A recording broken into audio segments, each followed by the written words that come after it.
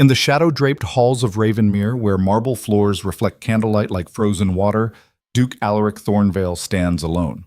Not physically. Servants surround him, advisors bow, nobles flutter like moths drawn to flame, but in the way that matters most. The architect of his empire, the invisible hand that carved his legend from raw ambition, has vanished. For 15 years, Duchess Seraphine Vale turned his brutality into strategy, his hunger into empire. Now she's gone, and the Iron Duke discovers what every tyrant learns too late: the difference between being feared and being powerful. This is the story of how a man who commanded everything lost the one thing he couldn't replace, and how the woman he dismissed as decoration became the force that would bring his world to its knees. Stay until the end to witness the greatest unraveling of our time, and drop a comment with your city. Let's see who's watching this empire crumble from where. The first crack appeared on a Thursday, 3 weeks before the Winter Sovereign Ball, in a room most of the court didn't know existed. Seraphine sat at a desk carved from blackwood, her fingers moving across encrypted ledgers with the precision of a surgeon. The chamber was deep in the eastern wing, accessible only through a servant's corridor and a door disguised as a linen closet. Here, away from the performance of nobility, she maintained the actual machinery of Ravenmere's power. Trade routes, military deployments, the careful distribution of grain that prevented uprisings, the strategic marriages that turned potential enemies into obligated allies. Alaric didn't come here. He never had. The ledger before her detailed troop movements along the Ravenmere border, numbers and coordinates that only she could decode. She'd invented the cipher herself years ago, when she first understood that her husband's brilliance was spectacle, not substance. He could command a room, dominate a negotiation, inspire loyalty through sheer force of presence. But he couldn't sustain it, couldn't see 3 moves ahead, couldn't distinguish between crushing an enemy and creating a martyr. That had been her gift to him, the ability to appear infallible. She heard his boots in the hallway before she heard his voice, that heavy, confident stride that announced his presence like a drumbeat. The door opened without a knock. It never did when it was Alaric. He filled the doorway, broad-shouldered and wolf-lean. Dark hair swept back from a face that sculptors tried and failed to capture. Too much hunger in those eyes. Too much of something that looked like passion but moved like predation. Still playing with your numbers? His voice carried that edge of dismissal he used when he wanted her to feel small. The Marin delegation arrives in an hour. You should be dressed. Seraphine didn't look up from the ledger. Her quill continued its precise notations, each stroke deliberate. The Marin delegation is arriving because I arranged favorable tariff terms on their iron exports. Lady Isolde will be wearing the emerald necklace you gave her last month, which I selected and commissioned. And you'll charm her father while subtly implying that continued trade benefits depend on his support for your border expansion proposal. She set down the quill, finally meeting his eyes. I am working. You are the one who needs to be dressed. Something flickered across his face. Irritation, yes, but beneath it something else. A flash of the hunger that had drawn her to him 15 years ago, when she'd been a minor noble's daughter with a mind sharper than her prospects. And he'd been an ambitious second son who recognized intelligence when it served him. You forget yourself, Seraphine. He moved into the room, each step calculated to dominate the space. I am the Duke of Ravenmere. You are my Duchess. There's a hierarchy in that relationship. Is there? She closed the ledger, her hands resting flat on its leather cover. And which of us maintains the ledgers that prevent military disasters? Which of us ensures the grain stores are distributed to prevent riots? Which of us is addressed as Your Grace by every person in this duchy? He leaned against her desk, looming. It was a tactic he used in negotiations, weaponizing his physical presence. You handle details, Seraphine. I handle power. Details. The word left her mouth soft, almost curious. Is that what you call the encrypted war plans currently preventing a Ravenmere invasion? The supply chain innovations that doubled our agricultural output? The carefully constructed alliance network that makes you untouchable? That makes us untouchable. He reached down, tilted her chin up with one finger. The gesture was possessive, performative. Don't mistake your usefulness for indispensability, my dear. You're valuable, yes, but valuable things can be replaced. She held his gaze, her expression giving nothing. This was the moment she would remember later, the precise instant when the last thread of whatever they'd been snapped clean. Not with drama, not with tears or rage, just a cold internal click, like a lock engaging. "The Marin delegation," she said quietly, pulling back from his touch. "1 hour. I'll be ready." He smiled, satisfied he'd reasserted the natural order. "Good. Wear the sapphire gown. It makes you look less severe." When he left, Seraphine sat motionless for exactly 90 seconds, counting her heartbeats. Then she opened a different drawer, pulled out a blank ledger, and began to write. Polka. The Marin delegation dinner unfolded exactly as Seraphine had predicted, which meant exactly as she'd designed it. Lord Gareth Marin, a thick-necked man whose fortune came from iron mines rather than inherited titles, sat at Alaric's right hand. His daughter Isolde occupied the seat of honor at Alaric's left, her emerald necklace catching candlelight with each calculated laugh. She was beautiful in the way of women who understood that beauty was a tool, all golden curls and practiced grace. Seraphine sat at the far end of the table, positioned where a duchess should be but could not interfere. It was Alaric's preferred arrangement for important negotiations. Keep her visible enough to signal stability, distant enough to prevent her intelligence from overshadowing his performance. "Your proposal regarding the border territories is ambitious, Your Grace." Lord Marin's voice carried the careful neutrality of a man weighing profit against politics.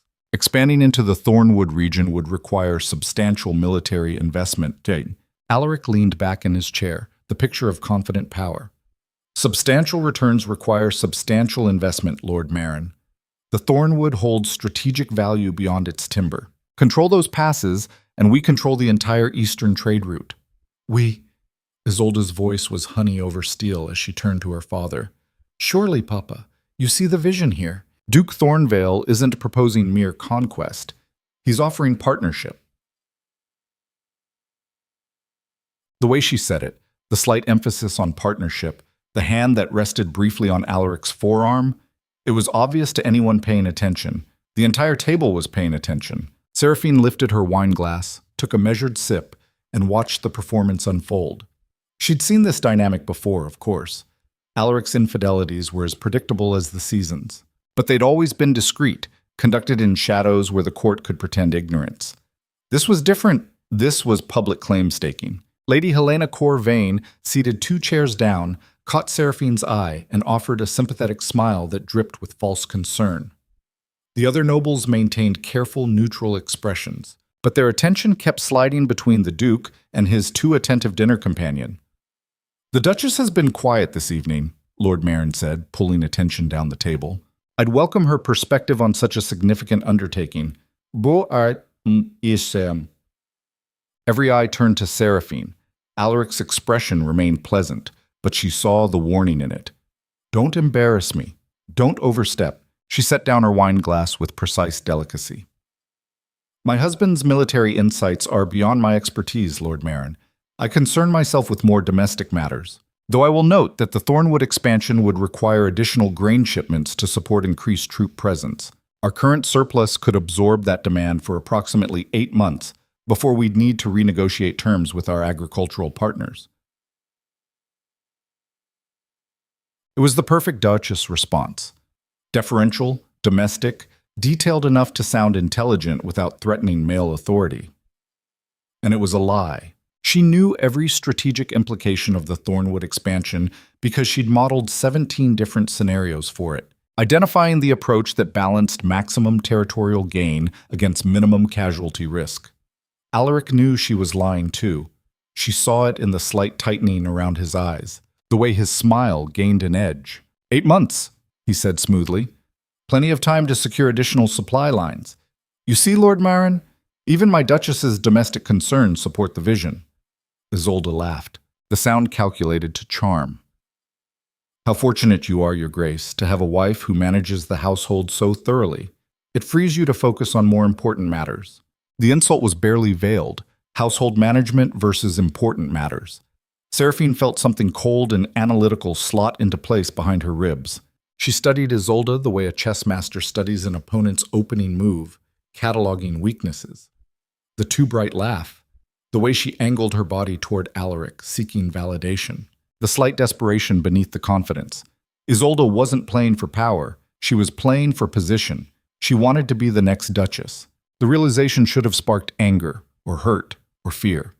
Instead, Seraphine felt only a distant clinical interest, like watching an experiment she'd already predicted the outcome of. Very fortunate indeed, she agreed, her voice carrying no inflection whatsoever. If you'll excuse me, gentlemen, I should check on the dessert course. She rose, every movement controlled, and left the dining hall with the measured pace of a woman who had somewhere important to be. She did not. She simply needed to be anywhere but in that room, watching her husband and his future replacement perform their courtship for an audience of vultures. The kitchens were chaos, as they always were during formal dinners.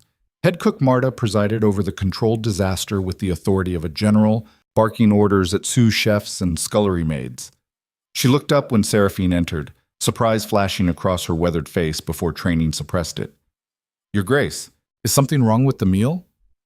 The meal is perfect, Marta. Seraphine moved to the window, away from the organized frenzy. I needed air. Marta understood immediately. She'd worked in the ducal household for 30 years, long enough to read the currents beneath the surface. The Marin girl is very forward. She's honest about her ambitions. I respect that more than performance. Do you? Marta wiped her hands on her apron, studying Seraphine with the directness that only old family retainers could get away with. And what are your ambitions, if you don't mind my asking? It was a dangerous question, asked in a tone that suggested Marta already suspected the answer. Seraphine turned from the window. In the harsh kitchen light, away from the candle glow performance of nobility, she looked different, sharper, less ornamental. Her dark hair was pulled back with severe precision, her gray eyes holding calculations that never showed in public. My ambitions, she said slowly, testing the words, are to no longer require permission to exercise them. Passem. Marta's expression didn't change, but something shifted in her posture. Recognition, maybe. Or warning. That's a dangerous ambition for a duchess. Is it more dangerous than remaining one? The question hung between them, heavy with implications neither was quite ready to voice. Marta broke the silence first, returning to her domain with practiced efficiency. The dessert course is ready. Should I have it sent up? Yes. And Marta? Seraphine's voice stopped her. The winter supply inventories. I'll need the complete accounting by tomorrow. Of course, Your Grace. It was an odd request, out of season and unusually urgent. Marta was too smart not to notice, but also too loyal.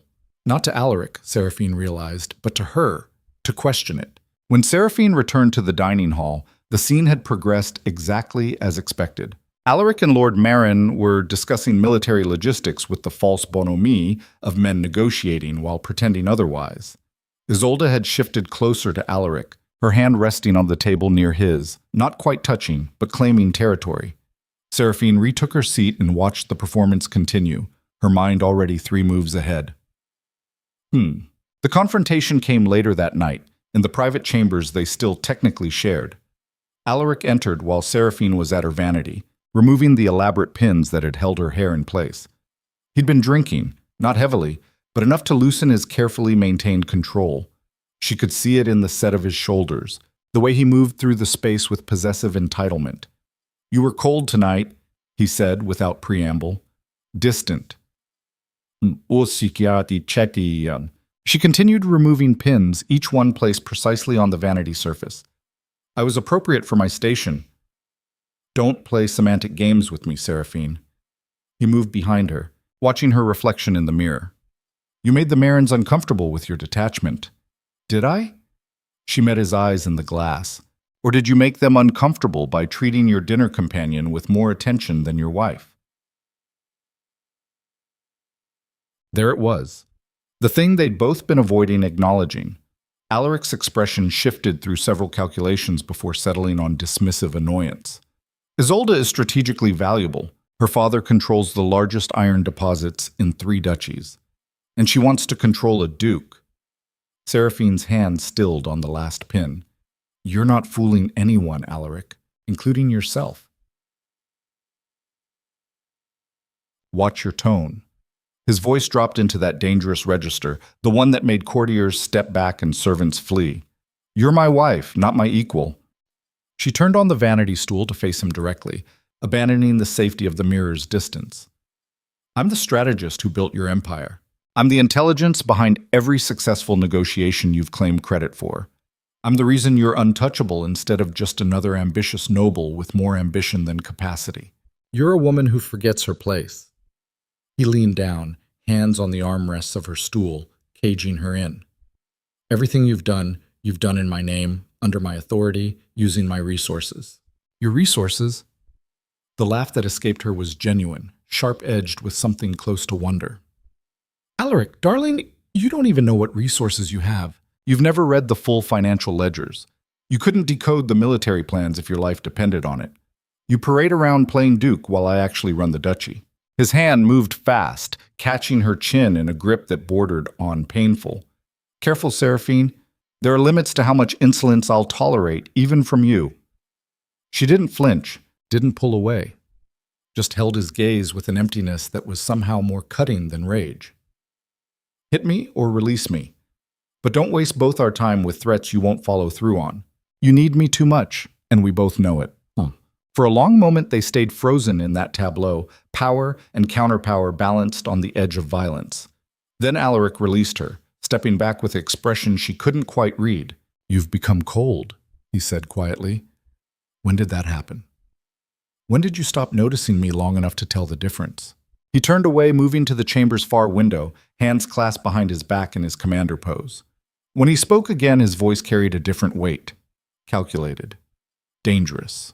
I'm going to make changes, Seraphine, to how this duchy operates, to how power is structured. What kind of changes?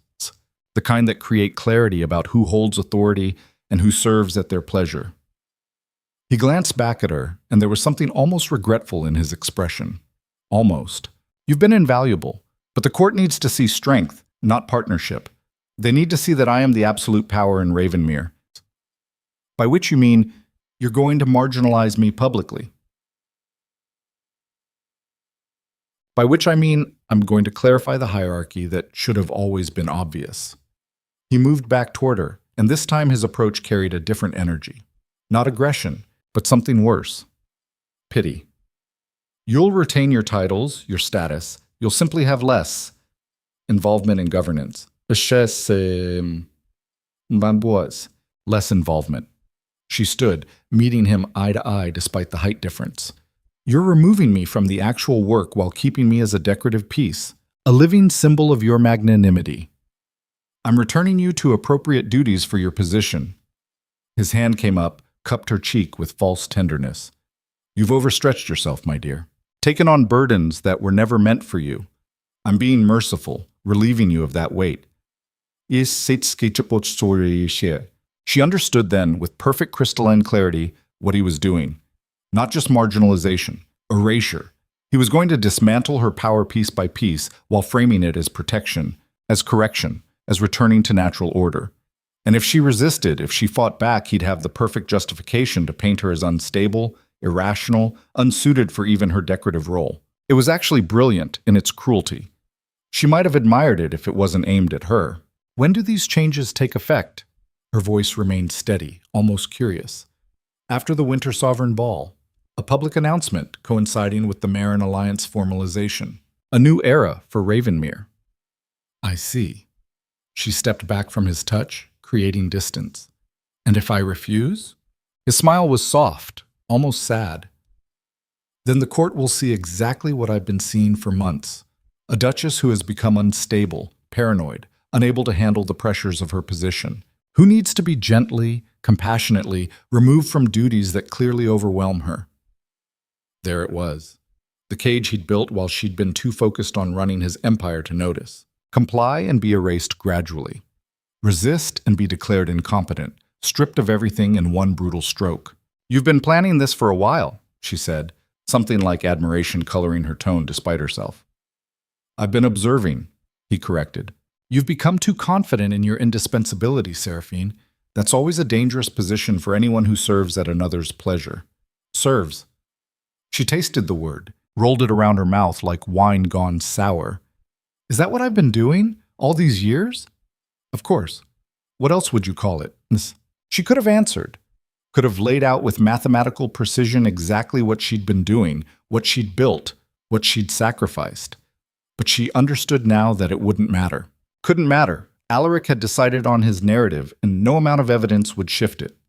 "You're right," she said instead, and watched surprise flicker across his face. "I have been overstretched. Perhaps some relief would be welcome.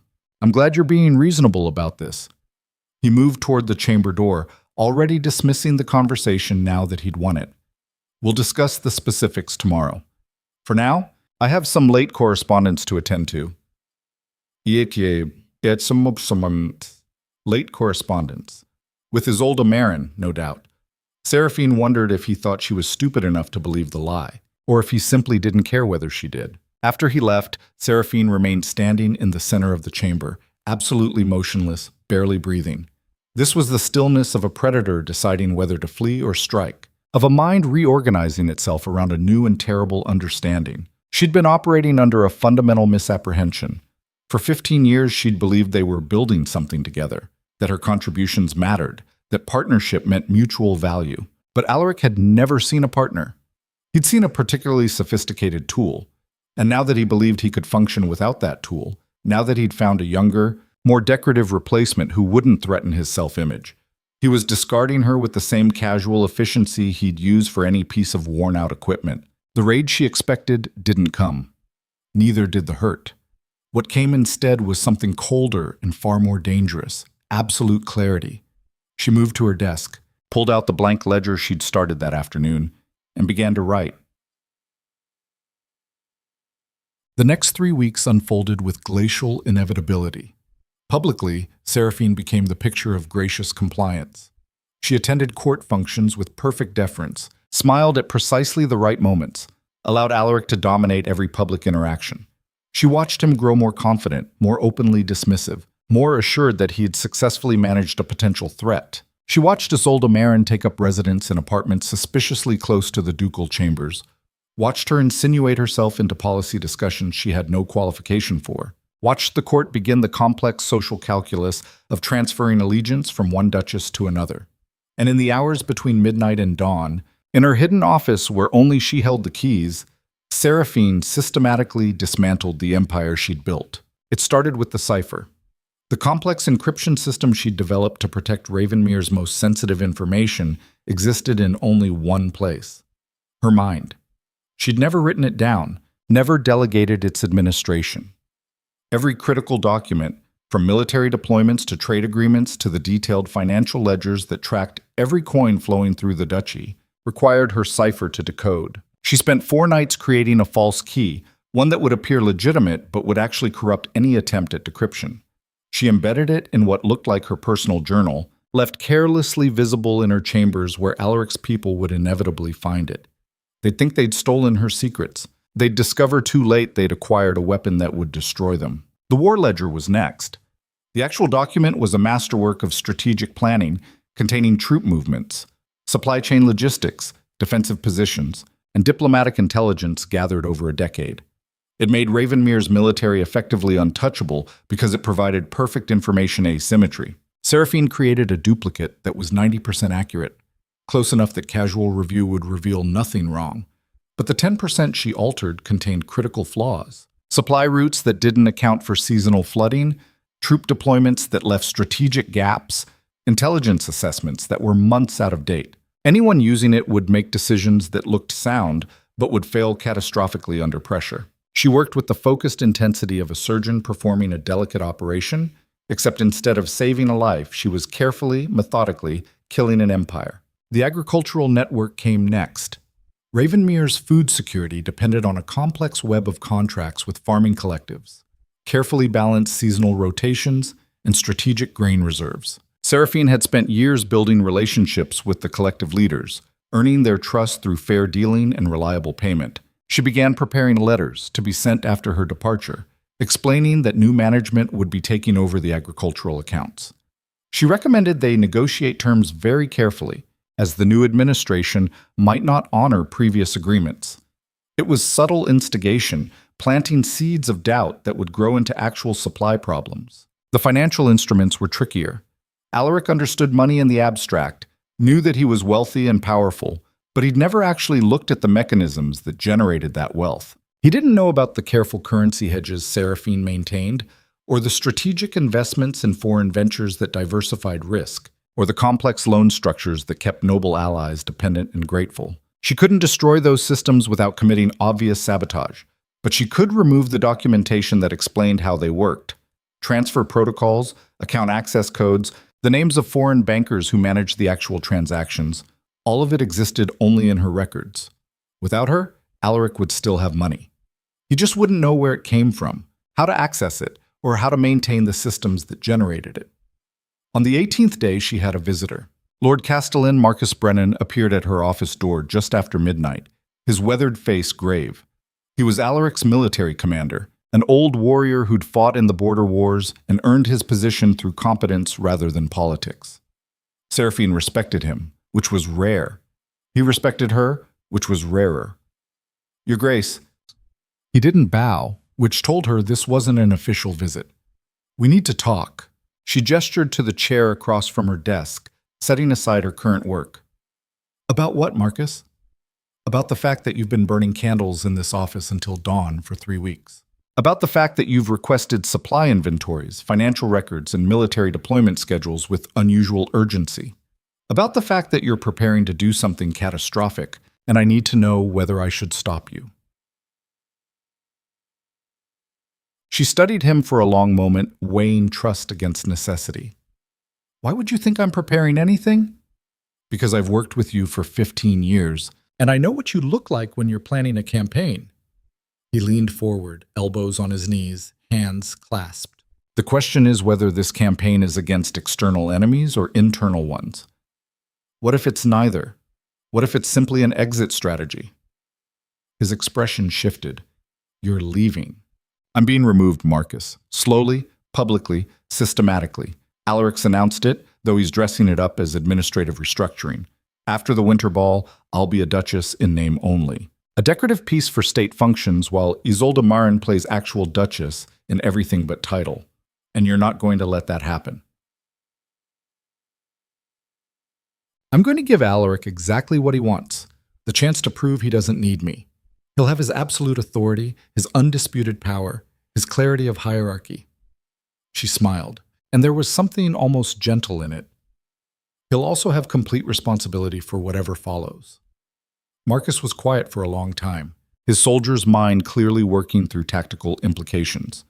What you're describing could collapse the duchy. It could, or it could force Alaric to actually learn how to govern. Either way, it won't be my problem anymore. People will suffer, common people who have no part in this. It was the argument she'd been having with herself for 3 weeks, the moral weight that kept her working until exhaustion overtook thought. She met his eyes with naked honesty. Yes, they might. And that's the cost of the system Alaric built, where one man's ego is allowed to define reality for thousands. I didn't create that vulnerability, Marcus. I just exposed it by being competent enough to mask it. Now he'll have to confront what happens when competence withdraws its services. That's a hell of a philosophy. Usas, it's the only one I have left. She paused, then asked the question that actually mattered. Are you going to stop me? He stood, moved to the window, stared out at the dark grounds. When he finally spoke, his voice carried the weight of difficult decisions. I'm a soldier. I follow orders, maintain chains of command, believe in hierarchy. But I'm also a man who's seen what happens when incompetent commanders lead good soldiers into disasters. He turned back to her. I won't stop you. He must sit, but I won't help you either. Whatever you're planning, you're on your own. That's all I've ever been, Marcus. She returned to her work, dismissing him without ceremony. That's all any of us really are. After he left, Seraphine allowed herself 60 seconds of something that might have been grief or might have been relief. Then she returned to her ledgers, her codes, her careful dismantling of everything she'd built. There were still 4 days until the Winter Sovereign Ball. She needed them all. Science. The night before the ball, Isolde Marin made a mistake. She came to Seraphine's private office, a location she shouldn't have known about, at an hour that suggested this wasn't a courtesy call. Seraphine had been burning documents, feeding page after page of complex financial notations into the fireplace when the younger woman appeared in the doorway. Duchess Thornvale. Isolde's voice carried performative respect wrapped around sharp ambition. I hope I'm not interrupting.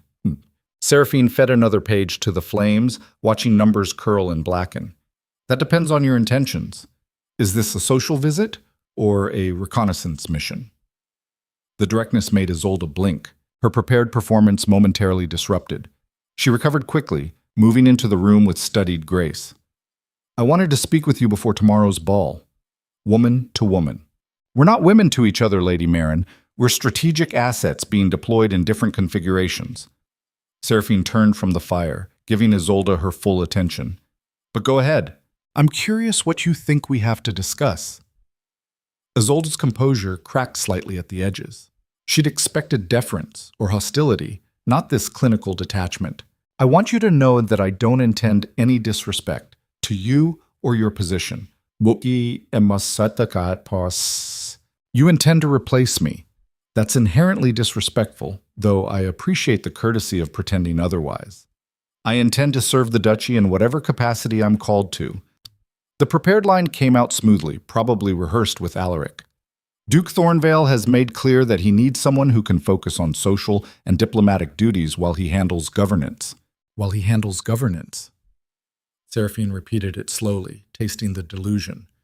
Tell me, Isolde, in your discussions with Alaric, has he ever detailed any actual governance? Explained how the agricultural contracts work? Walked you through military logistics? Reviewed the foreign investment portfolios? Those are administrative details. My strengths lie in other areas. Your strengths lie in being young, beautiful, and willing to mistake his performance for competence. Seraphine crossed to her desk, pulled out a leather-bound ledger, held it out. Take this. Go ahead. Isolde accepted it warily, opened it to a random page. Her eyes scanned rows of numbers, coordinates, abbreviated notations that might as well have been written in a foreign language. What is this? That's military deployment schedules for the eastern border. The cipher is complex but learnable. A competent Duchess could master it in 6 months, maybe 8. You'll need to, if you're taking my place.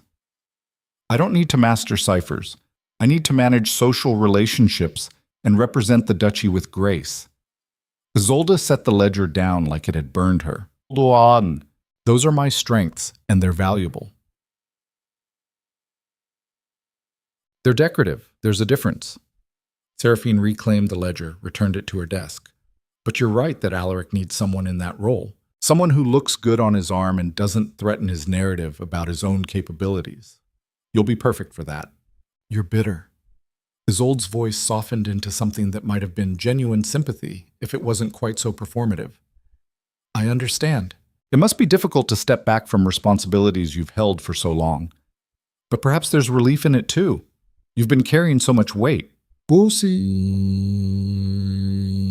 It was almost word for word what Alaric had said, which confirmed Seraphine's suspicion that this visit was coordinated. They were testing her, seeing if she'd break down or lash out, providing evidence for the unstable Duchess narrative if she gave them ammunition. There is relief, Seraphine agreed and watched confusion flicker across Isolde's perfect features. I've spent 15 years building systems, maintaining networks, solving problems before they became crises, and I've received exactly 0 credit for any of it. Everything I did was attributed to Alaric's brilliance. My contributions were invisible by design. She moved closer to Isolde, near enough that the younger woman had to fight not to step back. But invisibility cuts both ways, Lady Marin. When you're erased from the narrative of success, you're also erased from the responsibility of failure. Whatever happens after tomorrow, after I'm removed from actual duties, won't be my burden to carry. Nothing's going to happen. Duke Thornvale is perfectly capable of commanding a room, of dominating a negotiation, of inspiring loyalty through sheer force of presence. Seraphine smiled, and there was something almost kind in it. He's never had to manage the actual machinery of power because I've done it for him. Now you will. Or more accurately, You'll watch him try and fail to do it himself while you smile and make it look intentional. Isolde's composure finally cracked. Why are you telling me this? What do you gain from trying to scare me? I'm not trying to scare you. I'm trying to educate you. There's still time to reconsider this path. You could return to your father's estate, marry someone whose power is real rather than performed, build a life that doesn't require you to pretend incompetence is brilliance. I love him. The words came out fierce, defensive. No, you love what he appears to be. You love the performance of power, the spectacle of dominance. But spectacle requires backstage workers to function, and the best worker just resigned. Seraphine returned to her desk, to her burning documents, dismissing Isolde with the gesture. You should go. Get your rest before tomorrow. It's going to be an eventful evening. Isolde left without another word, her exit lacking the confident grace of her entrance. After the door closed, Seraphine allowed herself a moment of something that might have been pity. Then she fed the last of the financial records to the fire and watched 15 years of invisible labor reduced to ash. Tomorrow, at the Winter Sovereign Ball, she would make her exit. Not with drama or confrontation, not with tears or recriminations. She would simply remove the foundation from beneath Alaric's empire and walk away while he was too distracted by celebration to notice the ground shifting under his feet. The war ledger sat on her desk, the real one, encrypted in a cipher only she could decode. Next to it lay the duplicate, 90% accurate and 10% catastrophic. Tomorrow morning, before the ball, she'd make the switch. By the time anyone realized, she'd be gone. In the fireplace, the last page curled into ash. Numbers and notations that had represented power, wealth, control. All of it meaningless once the mind that understood them withdrew its service. Seraphine looked at the empty ledger on her desk, the one she'd been filling with her actual plans, and smiled. Some empires fall to invasion, some to economic collapse, some to internal corruption. Ravenmere would fall to something simpler and more devastating, the sudden absence of competence it had taken for granted. And Seraphine would be far away when the collapse began, building something new on her own terms, answerable to no one but herself. She'd spent 15 years being invisible. It was time to disappear completely, and in that disappearance, reveal exactly what she'd been holding up all along. The Winter Sovereign Ball awaited, the final performance, the last time anyone would mistake her usefulness for weakness, her quiet competence for submission, her invisibility for powerlessness. After tomorrow, Alaric Thornvale would get exactly what he'd demanded: absolute authority, undisputed power, clarity of hierarchy. He'd also get the absolute responsibility for wielding it without the mind that had made him worthy of it. And that, Seraphine thought as she locked her office for the last time, would be the sweetest revenge of all, giving someone exactly what they asked for and letting them drown in the consequences. The ballroom of Ravenmere blazed like a furnace of ambition wrapped in silk and candlelight. 300 nobles packed the marble floors, their jewels catching the glow of 7 massive chandeliers, each one holding enough candles to light a small village. The air smelled of expensive perfume, roasted meats, and the particular tension that comes when predators gather to watch other predators establish dominance. Seraphine stood at the top of the grand staircase, alone, wearing midnight blue velvet that made her look carved from shadow and ice. She'd chosen the dress deliberately, rejecting Alaric's request for the sapphire gown. This wasn't a night for looking less severe. This was a night for looking exactly as dangerous as she'd always been beneath the performance of compliance. Below, Alaric held court at the center of the ballroom, Lord Marin at his right, Isolde draped on his left like a particularly expensive accessory. He looked magnificent, she had to admit. Broad-shouldered in military dress uniform, dark hair swept back, every inch the warrior duke. He was laughing at something Marin said, the sound carrying across the crowd with practiced charm. He hadn't noticed her arrival yet, too focused on his performance, on cementing the alliances that would sustain his post-Seraphine empire. She watched him the way an architect might watch a building she'd designed, knowing that somewhere in the foundation she'd removed a critical support beam and waiting to see how long it took for the structure to recognize its own instability. When she descended the stairs, the crowd parted. Not out of respect, that had been eroding for weeks, but out of morbid curiosity. Everyone knew what tonight represented. The formal announcement of restructuring, the public diminishment of the Duchess who'd become too competent for her own good.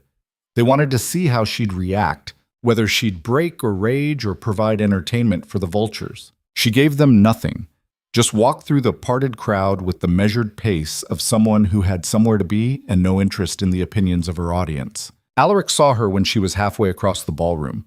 Their eyes met across the expanse of polished marble and political calculation. For just a moment, something flickered in his expression. Not quite recognition, not quite warning, more like a predator's instinct that something in its territory had shifted in ways it couldn't immediately identify. Then Isolde whispered something in his ear and he smiled, returning his attention to his conquest in progress. Seraphine continued to the refreshment tables, accepted a glass of wine from a server who couldn't meet her eyes, and positioned herself where she could observe without participating. The performance was about to begin. She wanted a clear view. Mutt. The announcement came at midnight, timed for maximum dramatic impact. Alaric stood on the raised platform at the ballroom's far end, Lord Marin and Isolde flanking him like supporting players in a carefully staged production. The crowd quieted immediately, hundreds of nobles turning their attention to their duke with the focused hunger of people who smelled blood in the water. His voice carried across the room with that particular resonance he'd perfected, the tone that suggested strength and certainty and absolute control. This was Alaric at his best, commanding a space through sheer force of presence. The problem, Seraphine thought distantly, was that presence wasn't governance, performance wasn't strategy, and the man who'd built his empire on her invisible competence was about to discover the difference. "My lords and ladies," Alaric began, his smile encompassing the room, "we gather tonight not just to celebrate the season, but to mark a new chapter in Ravenmere's story, an evolution in how we approach power, governance, and the future of our duchy." Seraphine sipped her wine, tasting expensive grapes and cheaper theatrics. For too long, we've operated under systems that distributed authority in ways that created confusion about accountability, that allowed important decisions to be made in shadows rather than in the clear light of leadership. His gaze swept the crowd, carefully avoiding where Seraphine stood. "Tonight, I'm announcing a restructuring that will bring clarity to our governance and strength to our position among the great duchies." Here it comes, she thought, the careful erasure, dressed up as evolution. Duchess Seraphine has served admirably in administrative capacities, often taking on burdens beyond what should be expected of her station. His voice softened into something that might have been affection if it wasn't quite so performative. "I'm relieving her of those inappropriate responsibilities, allowing her to focus on the social and ceremonial duties befitting a duchess, while I assume direct oversight of all governmental operations."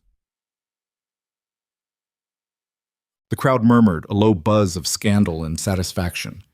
This was what they'd come for. The public diminishment of a woman who'd gotten too far above her station.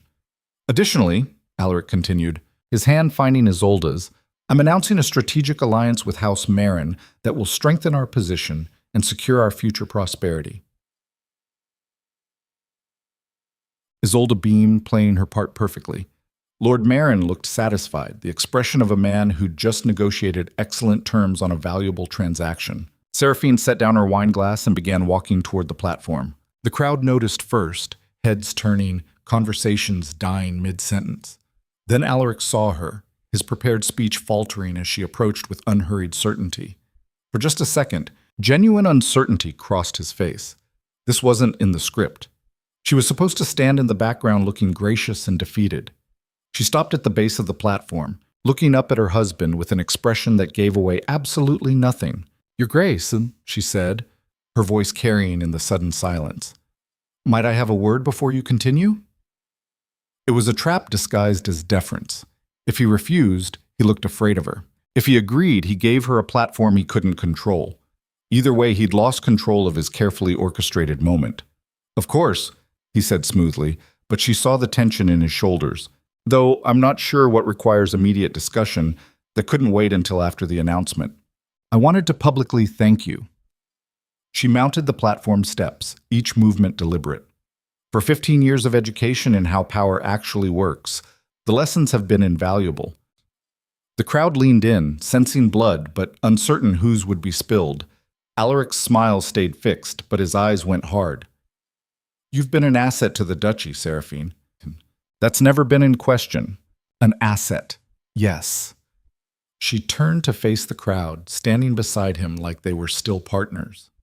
I've been thinking about that word, asset. It's interesting how it reduces contribution to utility, value to function. An asset exists to serve, to be deployed strategically, to be replaced when more efficient options become available. Seraphine, his voice dropped into warning territory, too quiet for the crowd to hear. Don't do this. She ignored him, her attention on the 300 nobles watching this confrontation unfold. I want everyone here to understand what my husband is actually announcing tonight. He's not restructuring governance. He's removing the systems that sustained his authority, because he's never actually understood how they worked. That's enough. Alaric's hand closed on her arm, the grip just shy of painful. You're embarrassing yourself. Am I? She looked down at his hand, then back at his face. Or am I finally refusing to be embarrassed on your behalf? The ballroom had gone absolutely silent. This was beyond scandal now. This was open conflict between the Duke and Duchess, performed for an audience that would spread every word across 5 duchies by morning. You're overwrought, Alaric said, pitching his voice for the crowd now, activating the narrative he'd prepared. The pressures of administrative duties have clearly I'm precise, she cut him off. Let me demonstrate. She turned back to the crowd, and when she spoke, her voice carried the authority of someone who'd actually run an empire rather than just performed leadership in one. The military deployment schedules that protect our borders, the agricultural contracts that prevent famine, the financial instruments that generate the wealth allowing these celebrations, the diplomatic intelligence network that makes us untouchable. Every single system of actual governance in this duchy exists because I built it, maintained it, and made it function invisibly enough that you all believed your duke did it himself. Enough! Alaric's control finally cracked. You're proving exactly why this restructuring is necessary. You've become delusional about your own importance. Have I? She pulled a small leather-bound book from the hidden pocket in her gown, held it up. This is the cipher key for the military war ledger, the document containing every strategic plan, troop movement, and defensive position we maintain. Without this cipher, that ledger is worthless, unreadable. She watched Alaric's face go pale as he understood what she was holding. There's only one copy of this cipher, Your Grace. It exists in my mind and now in this book. I created it. I maintained it. And in approximately 30 seconds, I'm going to destroy it. You wouldn't dare. But his voice had lost its certainty. Why wouldn't I? I'm being removed from governance, stripped of responsibilities, returned to appropriate duties. She moved to one of the massive candelabras illuminating the platform. You made very clear that my contributions were administrative details, burdens you're mercifully relieving me of, so I'm relieving you of this burden as well. Seraphine, think about what you're doing. Alaric's hand shot out, but she'd already held the book to the flames. Paper caught immediately, cipher codes curling into ash. You're destroying duchy security out of petty spite. I'm destroying my own work that I created without compensation, recognition, or respect. She let the burning book drop to the marble floor, watched it blacken and dissolve. Everything else I built is similarly encoded, similarly accessible only through systems you never bothered to learn. You wanted absolute authority? Congratulations. You now have absolute responsibility for wielding it without the infrastructure that made you capable. The crowd had gone from scandalized to terrified. This wasn't embarrassment or emotional breakdown. This was systematic demolition performed with surgical precision. Lord Marin stepped forward, his face dark. Duchess Thornvale, you're committing treason against the duchy. Am I? She turned that cold analytical gaze on him. Treason is betrayal of one's sovereign. But I was never serving a sovereign. I was managing an employee who mistook delegation for dominance. There's a difference. You're insane, Isolde breathed, genuine fear breaking through her practiced composure. I'm done. Seraphine looked at the younger woman with something almost like pity. Done performing competence on behalf of incompetence? Done being invisible so that visible power could take credit? Done sacrificing on behalf of people who mistake my sacrifice for weakness? She turned back to Alaric, and for just a moment, 15 years of partnership, real partnership, before it curdled into exploitation, flickered between them. "I loved you," she said quietly. The words meant only for him. Or "I loved what I thought we were building together." But you never saw a partner. You saw a particularly useful tool. And tools don't get upset when they're replaced, do they? "Seraphine, we can fix this." His voice had lost all its command, collapsed into something close to pleading. "Don't destroy everything we've built. Everything I built." The correction was gentle, but absolute. "You never built anything, Alaric. You performed, commanded, dominated. But the actual construction, the real work of governance, that was always me. And now you get to discover what your empire looks like without its foundation." She descended from the platform, the crowd parting even faster than before. Behind her, Alaric stood frozen, the ruins of the cipher key smoking at his feet, his carefully orchestrated moment destroyed more thoroughly than any direct confrontation could have achieved. "Stop her!" Lord Marin's voice cracked across the ballroom. "She's committed treason, sabotage." "I've committed resignation," Seraphine called back without turning. "Everything I had access to, I had because the Duke trusted me with it. He's withdrawing that trust. I'm simply withdrawing my labor in response. Very standard termination protocols." She reached the ballroom doors, stopped, turned back for one final moment. "Oh, and Alaric, that duplicate war ledger in your study, the one you think is the original? It's 90% accurate. The other 10% contains fatal strategic flaws that will become obvious the moment you actually try to use it. Enjoy your absolute authority. Becky." Then she was through the doors and gone, leaving behind a ballroom full of nobles who'd just witnessed the impossible. A duchess destroying a duke without raising her voice, without violence, without anything except the systematic withdrawal of competence he'd taken for granted. Alaric stood on the platform, surrounded by 300 witnesses to his humiliation, and felt the world tilt beneath his feet. The cipher was gone, burned to ash in front of everyone. The war ledger was compromised, and Seraphine, the invisible architecture of his empire, had just walked out into the night, taking with her every system that made his authority functional rather than merely decorative. This is what panic feels like, he realized distantly. This is what it means to be powerful in name only. Lord Marin was at his elbow, voice urgent. "Your Grace, we need to secure the military installations immediately. If that ledger is compromised, it's not compromised." Alaric heard himself say it automatically, defaulting to confident assertion because confidence was all he had left. "She's bluffing, trying to make herself seem indispensable. She just burned the cipher key in front of 300 witnesses," Isolde said, her voice climbing toward hysteria.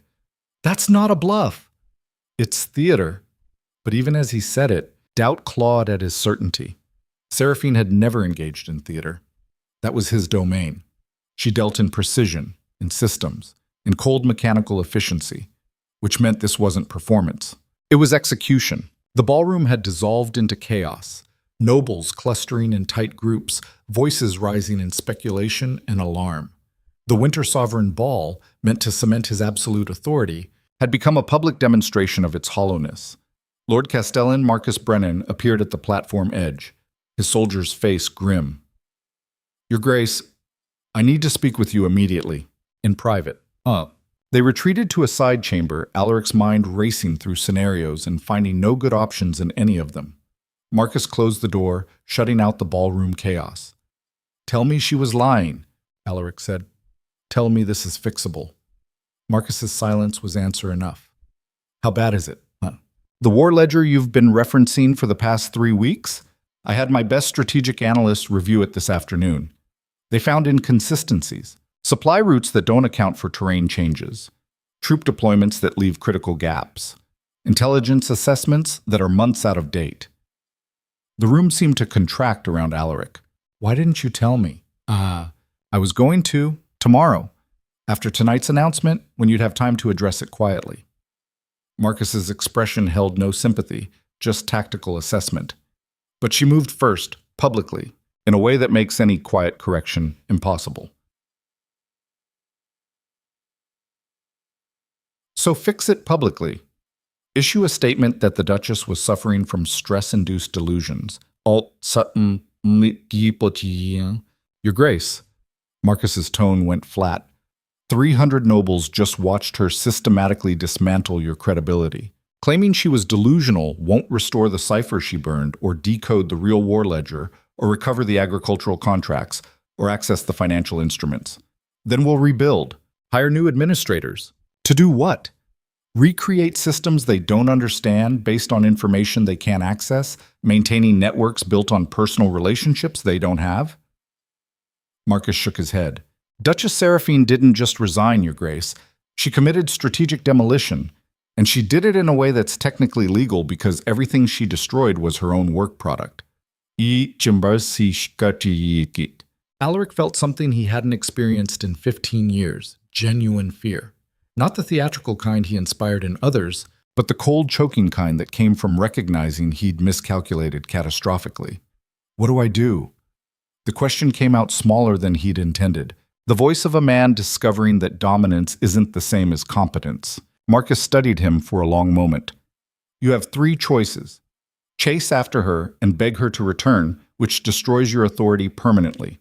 Bluff your way through and hope you can rebuild fast enough that the cracks don't show, which probably fails. Or what? Or you admit that you've been operating as a figurehead while she ran the actual duchy, and you negotiate a power-sharing arrangement that gives her the authority she's always deserved. That's not an option. The words came automatically, protective ego drowning out strategic sense. I'm the Duke of Ravenmere. I don't share power with the woman who built your empire. Marcus's expression went cold. The woman who made you untouchable? The woman you just publicly humiliated and tried to erase? Watch your tone, Castellan. Or what? You'll remove me too? Marcus moved toward the door. Here's the truth, Your Grace. Every competent person in your administration knows that Duchess Seraphine was the real power. We stayed because she made the system work despite your limitations. Now she's gone, and you're about to discover what leadership looks like when you actually have to do it yourself. He opened the door, paused. I'll maintain military operations as best I can without the war ledger, but I can't rebuild what she built. Nobody can. That's what happens when you mistake a partner for a tool. After Marcus left, Alaric stood alone in the chamber, the sounds of the dissolving ball filtering through the walls. He could hear the nobles departing early, abandoning what should have been his triumph, could hear the whispered conversations that would become tomorrow's scandals. He'd won. He'd achieved exactly what he'd wanted: absolute authority, undisputed power, clarity of hierarchy. Seraphine was gone, removed from governance, reduced to nothing.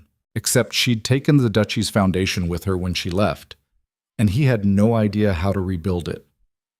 Seraphine rode through the winter night on a horse she'd arranged weeks ago, stabled at a posting house 5 miles from the estate. The storm that had been threatening all day finally broke, sleet hammering down like cold judgment. She felt nothing. No triumph, no regret, no satisfaction. Just a vast emptiness where 15 years of labor and partnership and invisible sacrifice had been. The philosophical weight of what she'd done sat heavy in her chest. Not guilt. She'd moved past that in the weeks of preparation. But awareness of cost. The common people of Ravenmere would suffer when the agricultural system collapsed. Soldiers would die when compromised military plans led to strategic failures. The duchy's stability, built so carefully over 15 years, would fracture. But that stability had been built on her erasure, on her willingness to be invisible, uncredited, dismissed as mere administrative detail. And what kind of stability was that? A system that required one person's total self-sacrifice to function wasn't stable. It was exploitation with a prettier name. She'd spent her entire life being told that women's power was influence, not authority, that her value lay in supporting male leadership, not claiming it herself. That partnership meant subordination dressed up as collaboration. Tonight, she'd rejected every bit of that teaching, not through argument or persuasion, but through the simple act of withdrawal. She'd stopped propping up a system that demanded her competence while denying her credit. Let it fall, then. Let Alaric discover what authority looked like without the infrastructure to wield it. Let the nobles who'd watched her humiliation with satisfaction learn what happened when competence refused to serve incompetence anymore. She was done performing strength on behalf of weakness. done being invisible so that visible power could shine. The road ahead led to Velmora, the rival empire where her encrypted messages over the past 3 weeks had already secured a position, not as a duchess, not as anyone's decorative accessory, but as a strategic architect in her own right, with authority that matched her actual contributions. The horse stumbled on the icy road, and Seraphine steadied it with practiced hands, control through competence, not performance. That was the difference she'd finally learned to value. Behind her, Ravenmere blazed with light, the ball continuing in some diminished form. Ahead, darkness and storm and uncertainty. She chose uncertainty. That was the thought that followed her into the frozen night. She'd finally chosen herself over systems that demanded her erasure. And whatever cost that choice carried, at least it would be hers to pay, not forced on her by people who mistook her sacrifice for obligation. 3 hours later, in a posting house 20 miles from Ravenmere, Seraphine sat in a rented room and opened the real war ledger. Not the compromised duplicate she'd left for Alaric. The actual document, encrypted in the cipher that existed only in her mind, containing strategic intelligence that could reshape the balance of power between duchies. She told herself she was just taking what she'd created, that this was her work, her intellectual property, her right to claim. But sitting in the cold room with sleet hammering the windows, she confronted the harsher truth. This was leverage, insurance, the means to ensure Velmora valued her enough to protect her when Alaric inevitably came hunting. Because he would come. Not out of love that had died years ago, if it had ever existed outside her imagination, but out of possession, out of ego, out of the desperate need to reclaim the tool he'd mistaken for decoration. And when he came, she needed to be valuable enough that refusing him was worth the cost. She pulled out parchment, began encoding a message to her Velmoran contacts. The war ledger contained information they'd paid dearly for. Not all of it. She wasn't betraying Ravenmere's common people, just its incompetent leadership, but enough to demonstrate her value, to secure her position. This was the moral compromise she'd have to live with. She'd left to escape exploitation, but she was leveraging stolen intelligence to do it. She'd rejected being a tool, but she was using the tools she'd created as weapons.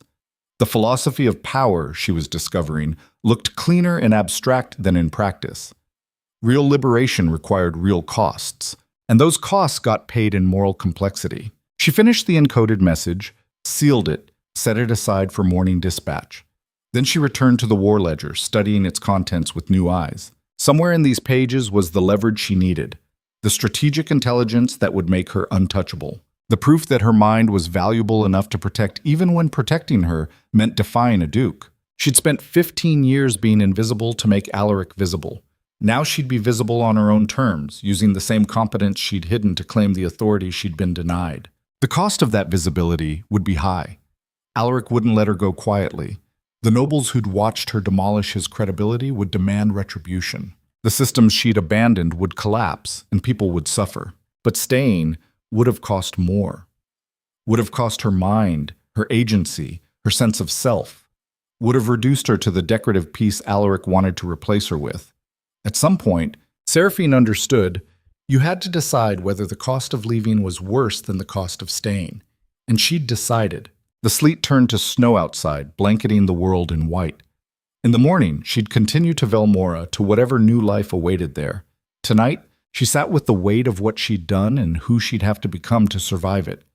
She'd destroyed a duke without violence, had dismantled an empire without armies, had claimed freedom through the simple revolutionary act of refusing to be invisible anymore. And in that refusal, she'd crossed a line she could never uncross, had become something she couldn't predict or control, had set in motion forces that would reshape 5 duchies' worth of power dynamics. The woman who'd left Ravenmere tonight wasn't the same one who'd entered it 15 years ago as a minor noble's daughter with a sharp mind and limited prospects. That woman had believed in partnership, in building something meaningful together, in the value of invisible contribution. This woman understood that invisibility was just another word for erasure, that partnership required equality, not subordination, that sometimes the only way to prove your value was to withdraw it completely and watch what collapsed in your absence.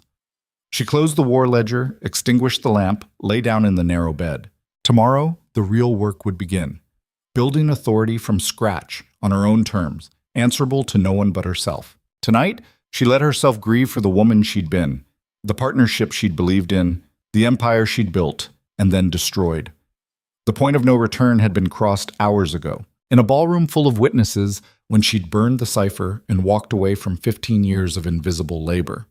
There was no going back, no reconciliation, no middle ground, only forward into whatever came next, carrying the weight of her choices and the cold certainty that she'd made the only ones she could live with.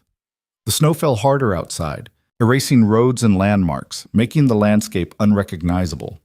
Inside, Seraphine closed her eyes and surrendered to exhaustion, knowing that when she woke, she'd be someone new, someone who'd chosen visibility over safety, authority over influence, self-preservation over sacrifice. Someone who'd finally learned that the most dangerous thing a woman can do isn't rebel against power. It's stop propping it up, and watch what happens when competence withdraws its support from dominance.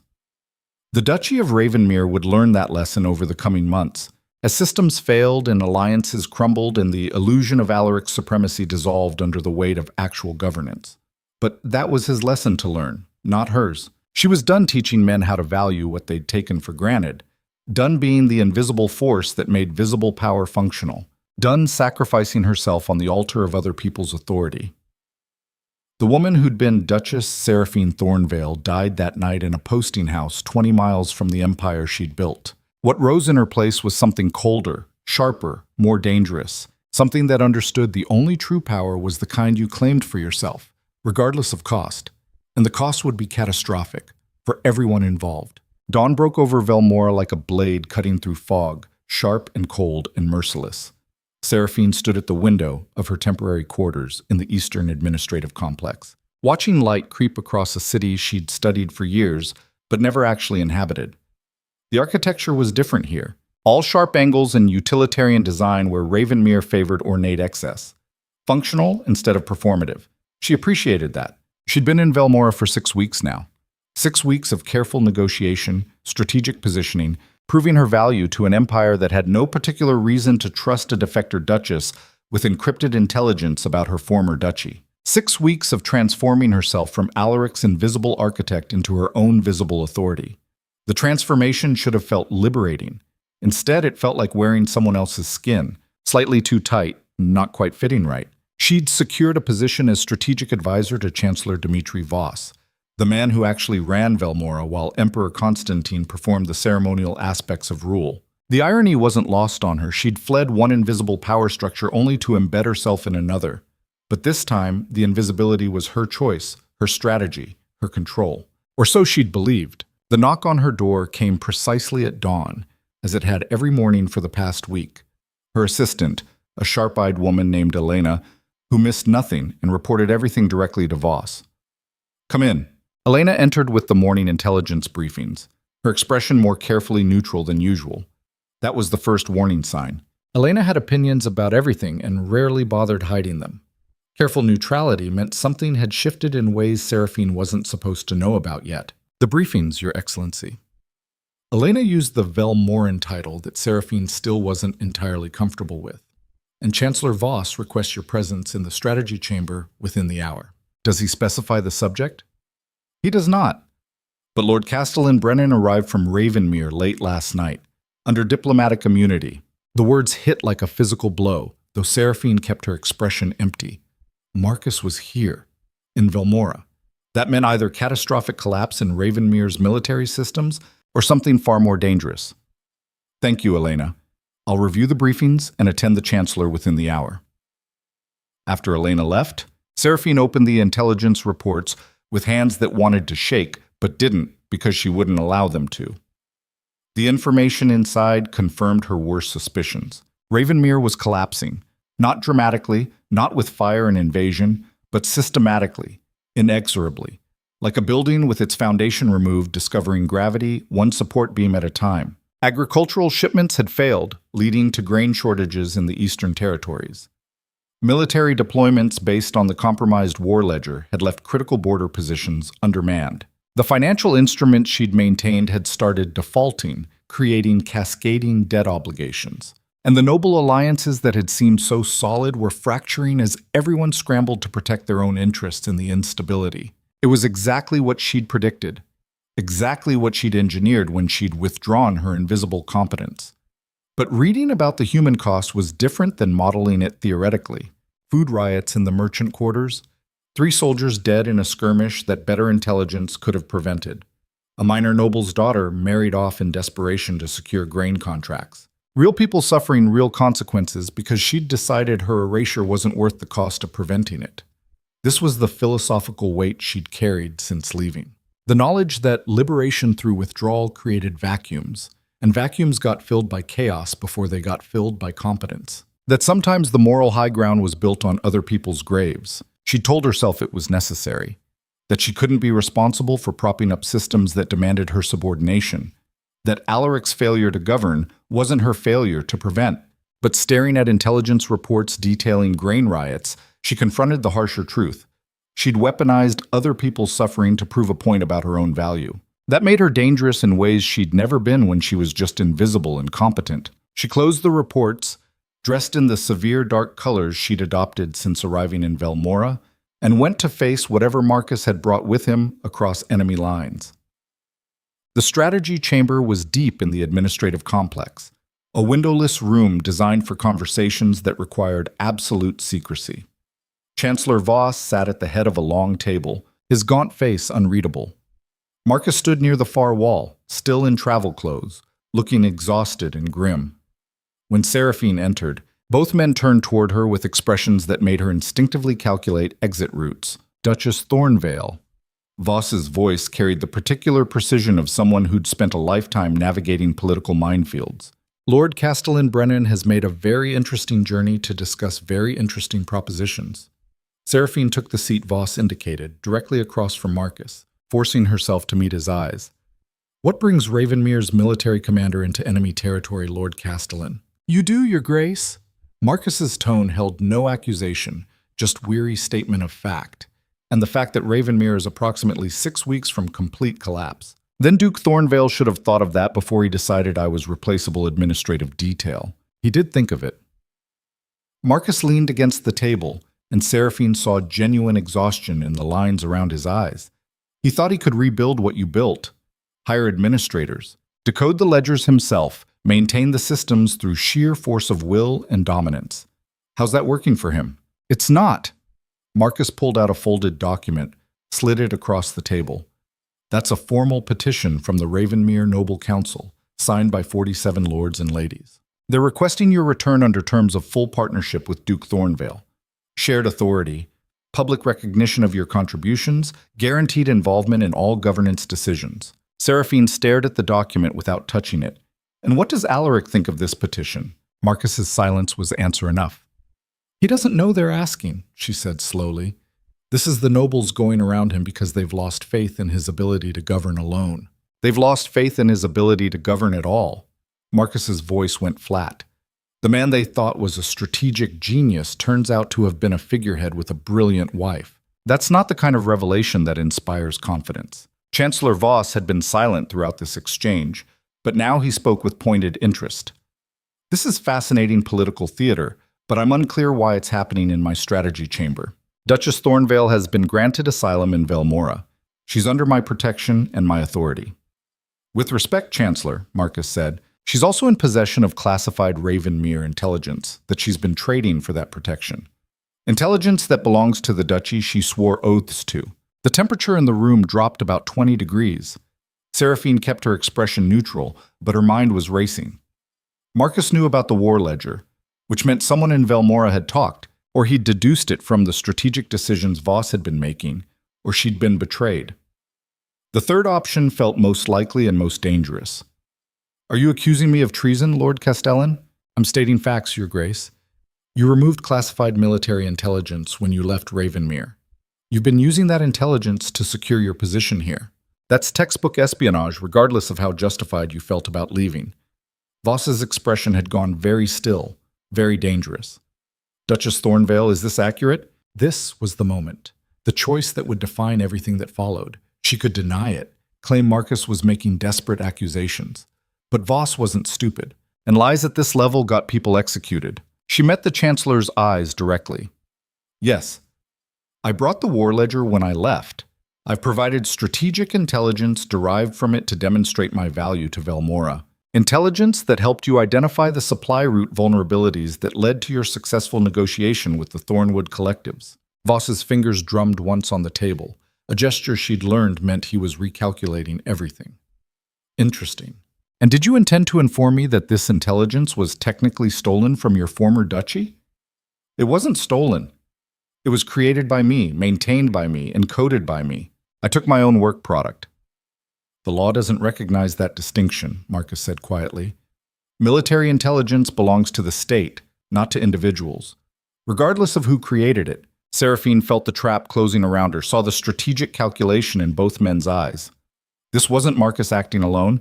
This was coordinated, which meant Voss had known Marcus was coming, had probably invited him, had been waiting to see how this confrontation would play. She'd been outmaneuvered by the same kind of invisible coordination she used to engineer for Alaric. The realization was almost funny. Almost. Chancellor Voss, she said carefully, what exactly is being proposed here? Voss smiled, and it was the expression of a predator who'd successfully cornered prey. Lord Castellan-Brennan has presented me with two interesting options. Option 1. I return you to Ravenmere to face treason charges for theft of state intelligence.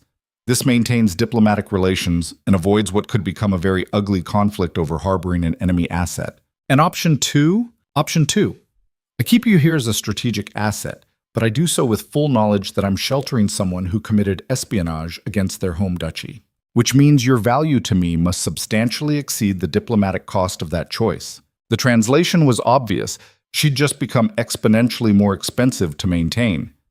Voss would extract every bit of intelligence she had, would use her as leverage in negotiations with Ravenmere, would keep her only as long as she remained more valuable than the alternative. She'd fled one form of exploitation and walked directly into another. The philosophical cruelty of it was almost elegant. She'd believe she was choosing visibility and authority on her own terms. But she'd actually just changed which powerful man owned her competence. Alaric had owned it through marriage and subordination. Voss would own it through asylum and leverage. Either way, she was a tool, just a different hand wielding her. Marcus was watching her with something that might have been sympathy.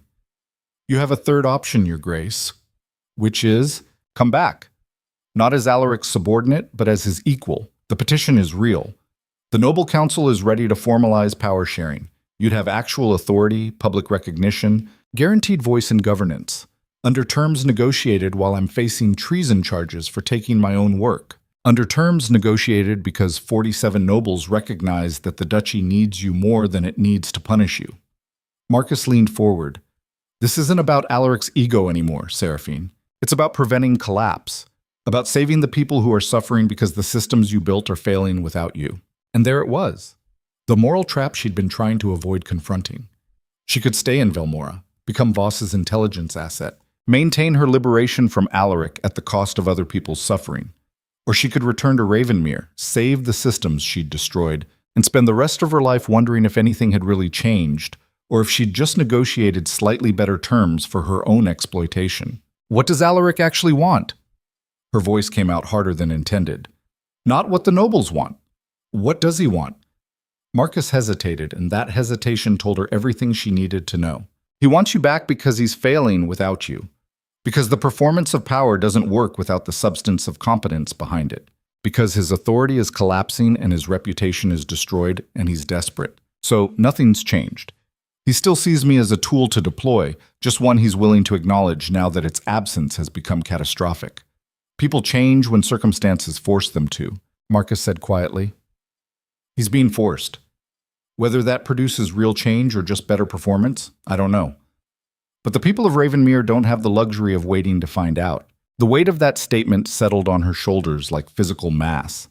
He was right. She knew he was right. The moral calculus was brutal but clear. Her liberation had costs, and those costs were being paid by people who'd never had a choice in any of this. But going back meant surrendering the one thing she'd actually gained by leaving. The proof that she could survive without being invisible, that her competence had value outside of Alaric's authority, that she wasn't just decoration made functional through his permission. Chancellor Voss cleared his throat. I'll need your decision within 24 hours, Duchess.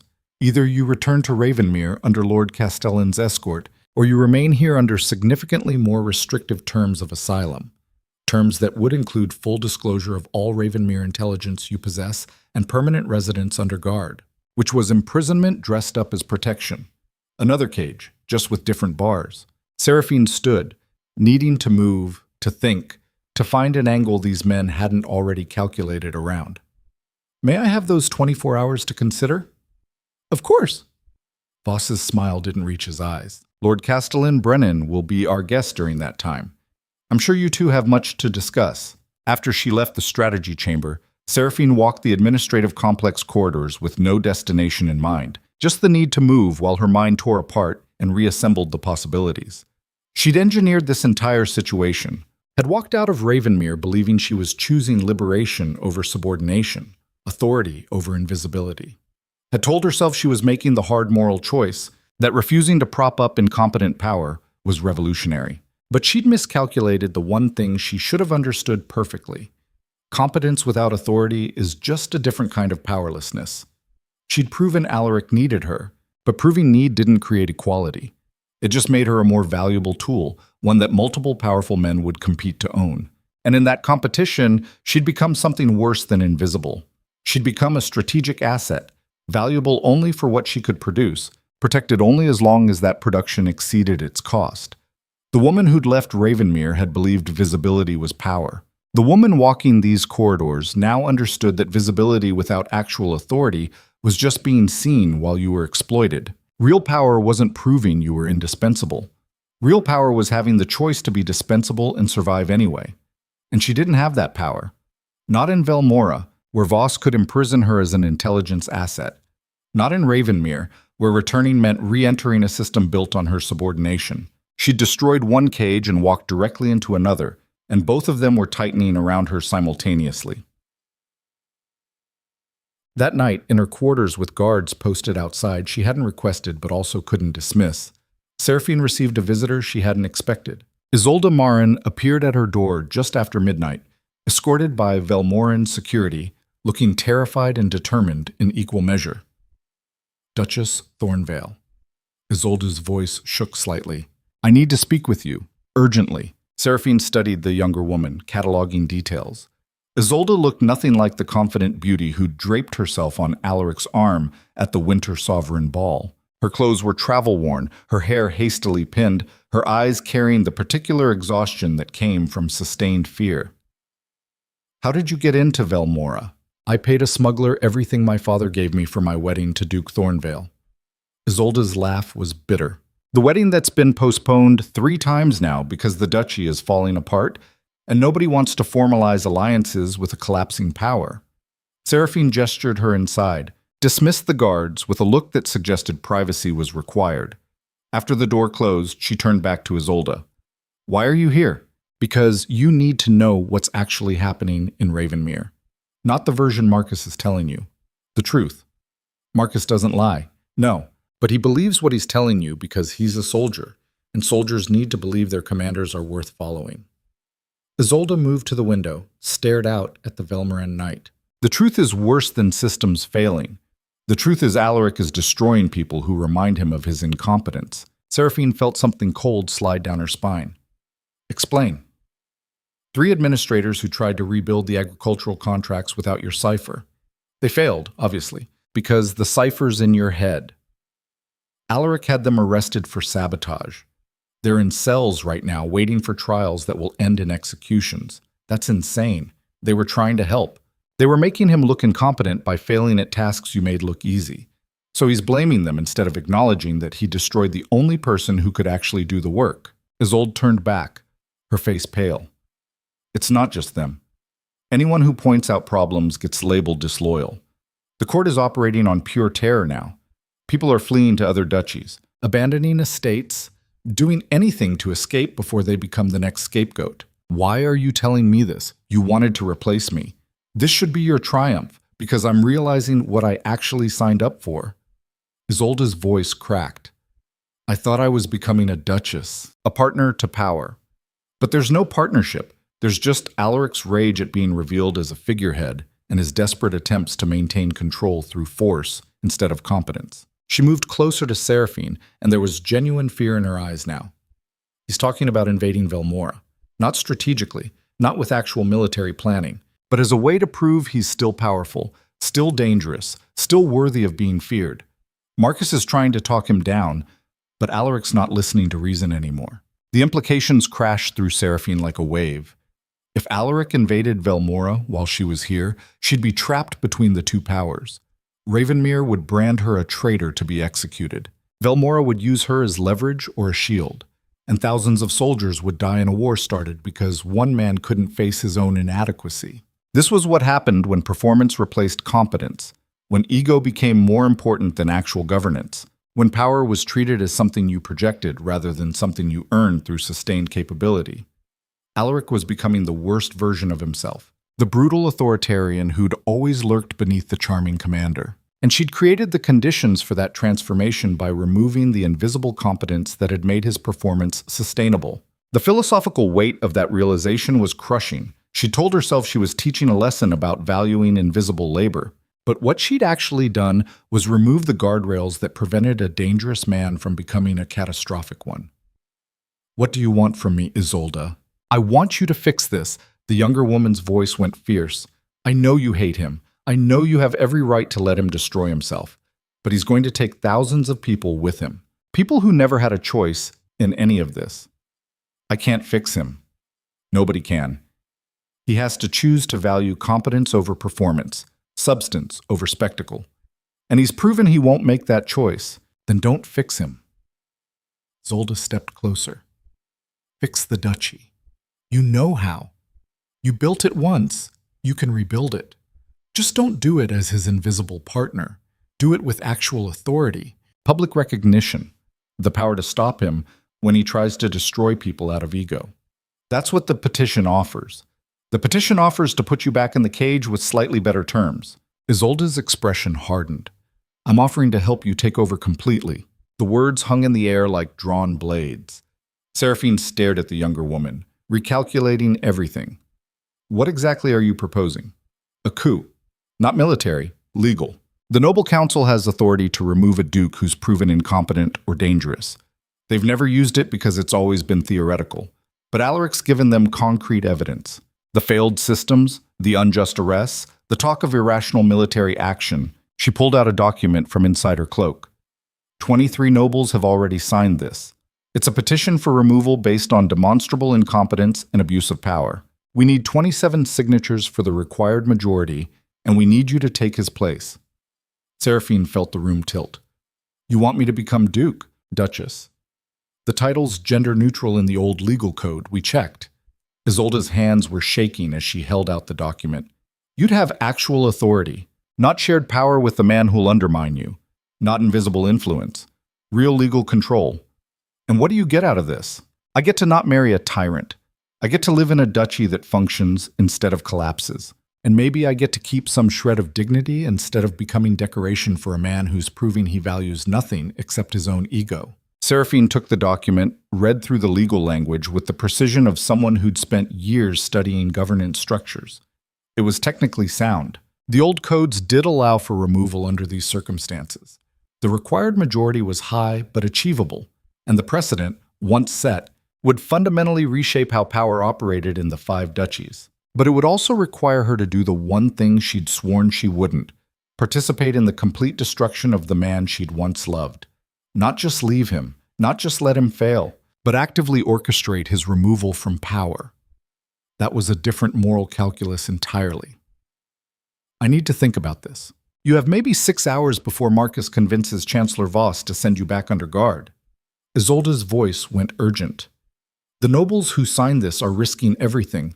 If Alaric finds out before it's complete, he'll execute them for treason. You're the only one who can make this work because you're the only one the council trusts to actually govern." "Why do they trust me?" "Because you already proved you can. You did it for 15 years while Alaric took credit. The only difference now is they're offering you the credit and the authority instead of just the work." After Isolde left, Seraphine sat with the petition in her hands and confronted the choice that would define who she actually was beneath all the philosophy and justification. She could return to Ravenmere as Alaric's partner under the Noble Council's terms. Shared power, public recognition, but always working alongside a man who'd proven he saw her as a tool. That path avoided direct confrontation but guaranteed continued conflict. She could stay in Velmora as Voss's intelligence asset. Imprisoned protection, her competence exploited for a different empire's benefit. Her liberation reduced to choosing which cage she occupied. That path was surrender disguised as safety. Or she could take the third option Isolde had offered. Return to Ravenmere, not as partner, but as replacement. Orchestrate Alaric's removal through legal channels. Claim actual authority for herself. Rebuild the systems she'd destroyed under her own recognized power. That path required her to become something she'd never intended. Not just invisible competence withdrawing support, but visible power actively claiming dominance. It required her to stop being the wronged partner seeking liberation and become the ruthless successor orchestrating a transfer of power. It required her to transform from victim of exploitation into agent of destruction. The woman who'd left Ravenmere 6 weeks ago couldn't have made that choice. That woman had still believed in partnerships, in reform, in the possibility of being valued without having to seize value through force. But 6 weeks in Velmora had taught her the brutal truth. Competence without authority was just exploitation in different packaging. Recognition without power was decoration. Visibility without control was just being watched while you were used. Real authority wasn't negotiated. It was taken, claimed, seized from people who'd never willingly share it. And if she was going to save Ravenmere from Alaric's catastrophic failure to govern, she'd have to stop trying to reform him and start trying to replace him. The philosophical weight of that transformation was crushing. She'd spent 6 weeks telling herself she'd chosen liberation, that withdrawing her labor was revolutionary, that proving her indispensability was victory. But she'd been wrong about all of it. She hadn't liberated herself. She just created the circumstances that would force her to choose between remaining exploited and becoming the exploiter, between staying powerless and claiming power through the complete destruction of the man who'd loved her in the only broken way he knew how, between the woman she'd been and the woman she'd have to become to survive. Seraphine looked at the petition, at the 23 signatures of nobles willing to commit treason to save their duchy from the duke they'd once worshipped. Then she pulled out parchment and began writing the message that would change everything. Not to the nobles, not to Marcus, not to Voss, to Alaric himself. Because if she was going to destroy him, he deserved to understand why. Deserved to know that the invisible partner he'd dismissed had become the visible threat that would end him. Deserved to face the woman he'd created by refusing to see her until it was too late. The letter was short, precise, carrying 15 years of invisible labor compressed into brutal clarity. You wanted absolute authority. You're about to discover what it costs when competence stops propping up incompetence and starts replacing it entirely. I loved you once. That woman died when you proved love was just another word for useful. What's coming for you now isn't her. It's what she became when she stopped believing partnership was possible and started understanding that power is the only language men like you actually speak. See you soon. We have governance to discuss. She sealed it, handed it to Elena with instructions for immediate dispatch to Ravenmere. Then she picked up Isolde's petition and began calculating exactly how many hours she had to secure the remaining. 4 signatures before Marcus's escort arrived to take her back into a system she was about to burn down from within. The woman who'd been Duchess Seraphine Thornvale, invisible partner and unrecognized architect, was gone. What remained was colder, sharper, infinitely more dangerous. Someone who understood that the only escape from exploitation was becoming powerful enough that exploitation ran the other way. Someone who'd stopped trying to reform broken systems and started planning to control them completely. Someone who'd learned the hardest lesson of all, that sometimes the only way to stop being used is to become the one doing the using. And that transformation, that fundamental shift from victim to victor, came with costs that would reshape everything she believed about who she was and who she could allow herself to become.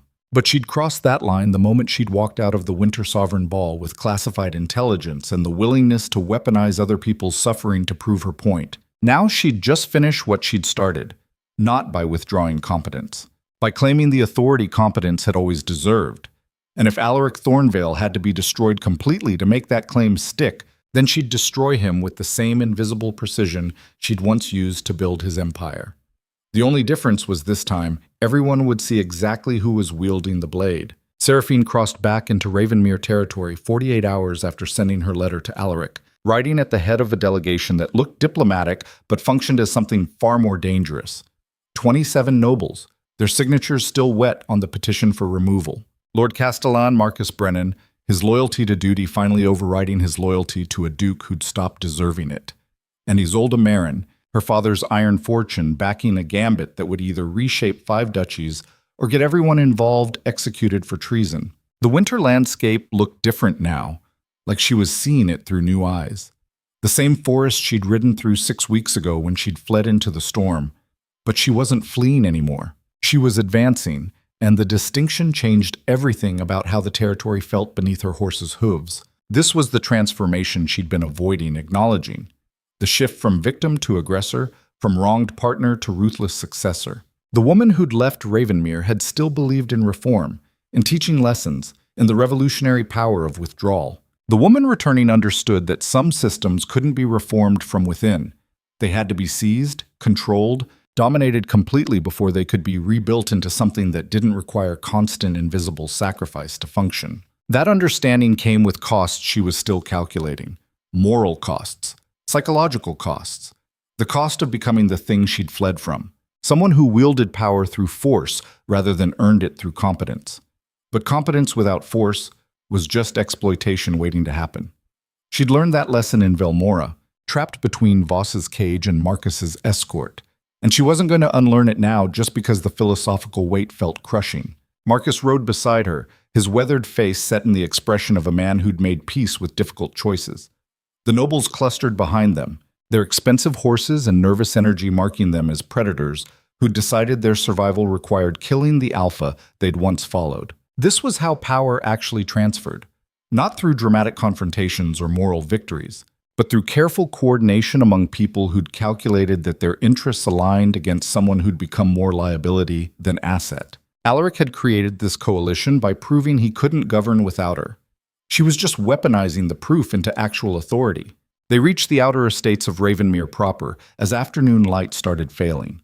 The landscape showed signs of the collapse she'd engineered. Fields lying fallow, because agricultural contracts had failed. Guard posts undermanned because military deployments were compromised.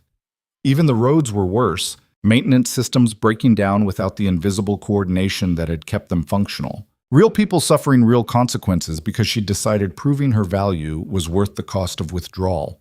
She forced herself to look at it, to acknowledge what her liberation had actually meant. Not some clean philosophical stance about refusing exploitation, but weaponized competence turned against the people who depended on it without ever recognizing its source. That made her dangerous in ways that had nothing to do with physical force. She'd proven she was willing to let systems collapse if those systems didn't value her correctly. And now she was returning to claim control of those systems, not through partnership but through conquest. The question that haunted her as they rode was whether she'd become better than Alaric or just more efficient at the same exploitation he'd practiced. Whether seizing power from someone who'd misused it made her liberator or just the next tyrant. She didn't have an answer, just the cold certainty that she'd crossed too many lines to turn back now. They made camp 5 miles from the ducal estate, close enough to reach by morning but far enough to avoid immediate confrontation. The nobles set up pavilions with the practiced efficiency of people who'd done this before, their servants creating a small mobile court in the frozen wilderness. Seraphine stood at the edge of the encampment, staring toward where Ravenmere's lights would be visible on a clearer night. Somewhere in that darkness, Alaric had received her letter, was reading it, understanding what was coming for him.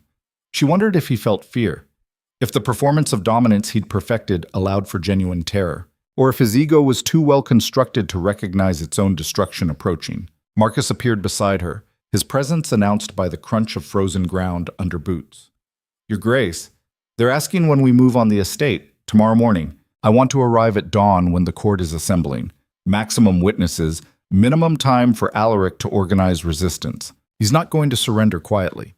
Marcus's tone carried weary certainty. He spent 6 weeks blaming everyone except himself for the collapse. Arrested administrators, purged advisors, convinced himself this is all sabotage rather than consequence. Then he'll learn the difference between performance and reality. Her voice came out colder than intended. Has the Noble Council confirmed they'll convene for the removal vote? They're already in Ravenmere. 43 lords and ladies total, waiting in Lord Brennan's estate for your signal. Marcus paused, then asked the question she'd been avoiding. Are you certain about this path? Once you invoke removal proceedings, there's no returning to partnership. It's complete replacement or nothing. I stopped believing in partnership when Alaric proved it was just another word for subordination. She turned to face him directly. I'm not trying to reform the system anymore, Marcus. I'm taking it over completely. If that makes me the tyrant instead of the reformer, then maybe tyranny is the only thing people like Alaric actually understand. People like Alaric. Marcus's expression shifted. You're talking about him like he's already gone, like the man you married doesn't exist anymore. He doesn't. He became what he always was beneath the performance the moment I stopped propping up the illusion. Seraphine felt something cold and final settle in her chest. What's coming tomorrow isn't destroying who he is. It's revealing what he's been all along and removing him before he destroys everyone else. Marcus was quiet for a long moment, his soldier's mind clearly working through tactical and moral calculations simultaneously. For what it's worth, Your Grace, I think you're right about what needs to happen.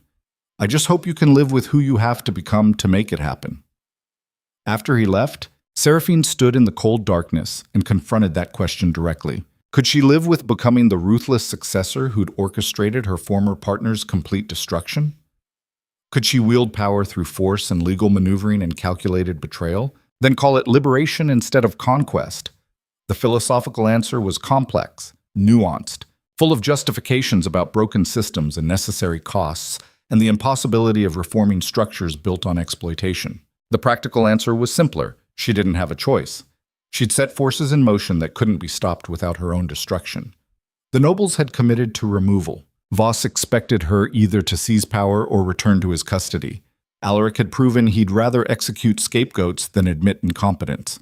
The only path that didn't end in her imprisonment or death required her to complete the transformation from invisible partner to visible tyrant. So that's what she'd become. Not because it was right, but because it was necessary. And the distinction between those two things was the cost she'd carry forever. Met.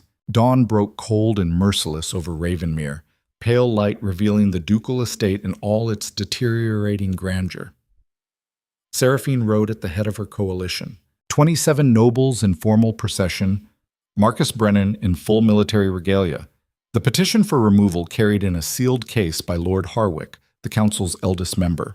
The gates stood open, which was the first sign something was wrong. The ducal estate never left its gates open, not even for expected visitors. It suggested either catastrophic breakdown in security protocols or deliberate invitation. Seraphine suspected the latter. Alaric had received her letter. He knew she was coming, and he'd chosen confrontation over flight. That was simultaneously exactly like him and completely predictable. Performance required an audience. Dominance required witnesses. He wouldn't slink away quietly when he could orchestrate a dramatic last stand. They rode through the gates into a courtyard packed with people. Not just servants and guards, but what looked like half the noble court.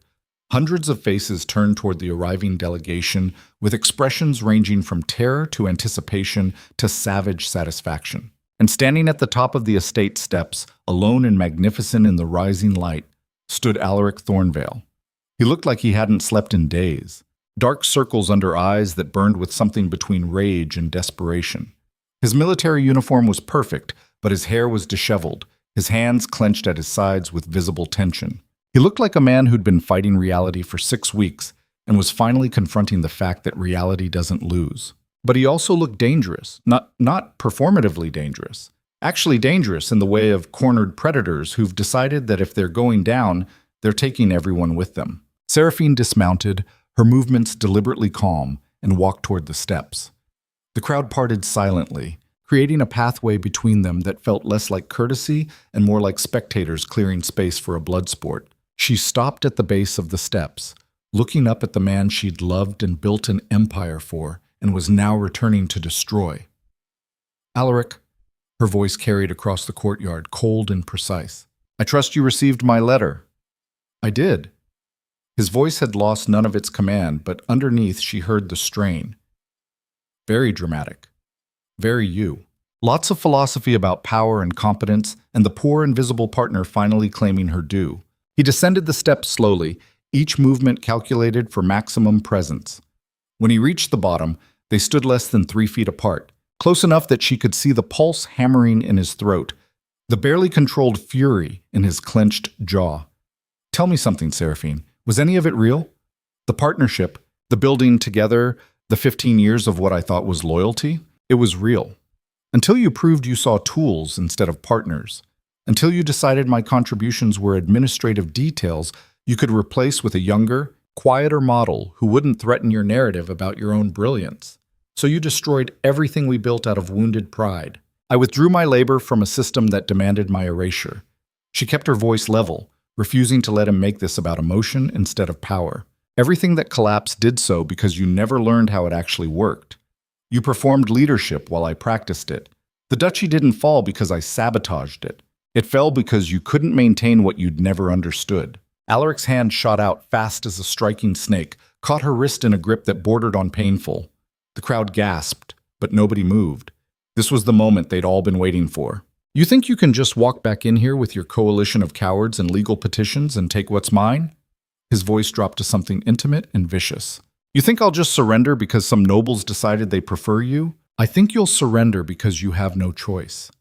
She didn't pull away from his grip, just met his eyes with absolute emptiness. The Noble Council has 43 members present. 27 have already signed the petition for removal. We need 29 for majority. I'll have them before noon. Treason. He released her wrist, stepped back, and his voice rose to address the crowd. What you're witnessing is treason. A duchess conspiring with ambitious nobles to overthrow legitimate authority. This is grounds for execution under duchy law. Lord Harwick stepped forward from the noble delegation, his elderly voice carrying surprising strength. Your Grace, under Section 12 of the Founding Codes, the Noble Council has authority to remove a ruling duke who demonstrates clear incompetence or engages in abuses of power that threaten duchy stability. This isn't treason. This is established legal process that's never been invoked in 300 years. Alaric's smile was sharp as broken glass. You're setting a precedent that will destabilize every duchy in the 5 territories. Is that what you want? Chaos? We want competent governance. Another voice, Lord Brennan this time. We want a ruler who understands that authority comes from sustained capability, not inherited titles and dominating presence. You've had 6 weeks to prove you could govern without Duchess Seraphine. You failed catastrophically. A murmur ran through the crowd, agreement and fear mixing into dangerous energy. Alaric's composure finally cracked. Failed? I've failed? He turned on Marcus, genuine betrayal flashing across his face. You stood beside me for 15 years, fought my battles, swore loyalty. And now you're supporting this coup? I swore loyalty to Ravenmere, not to you personally. Marcus's expression held no sympathy. And Ravenmere needs leadership that can actually govern. You've proven you can't do it without her. So either she comes back with actual authority or she replaces you entirely. Those are the only options that don't end in complete collapse. There's a third option.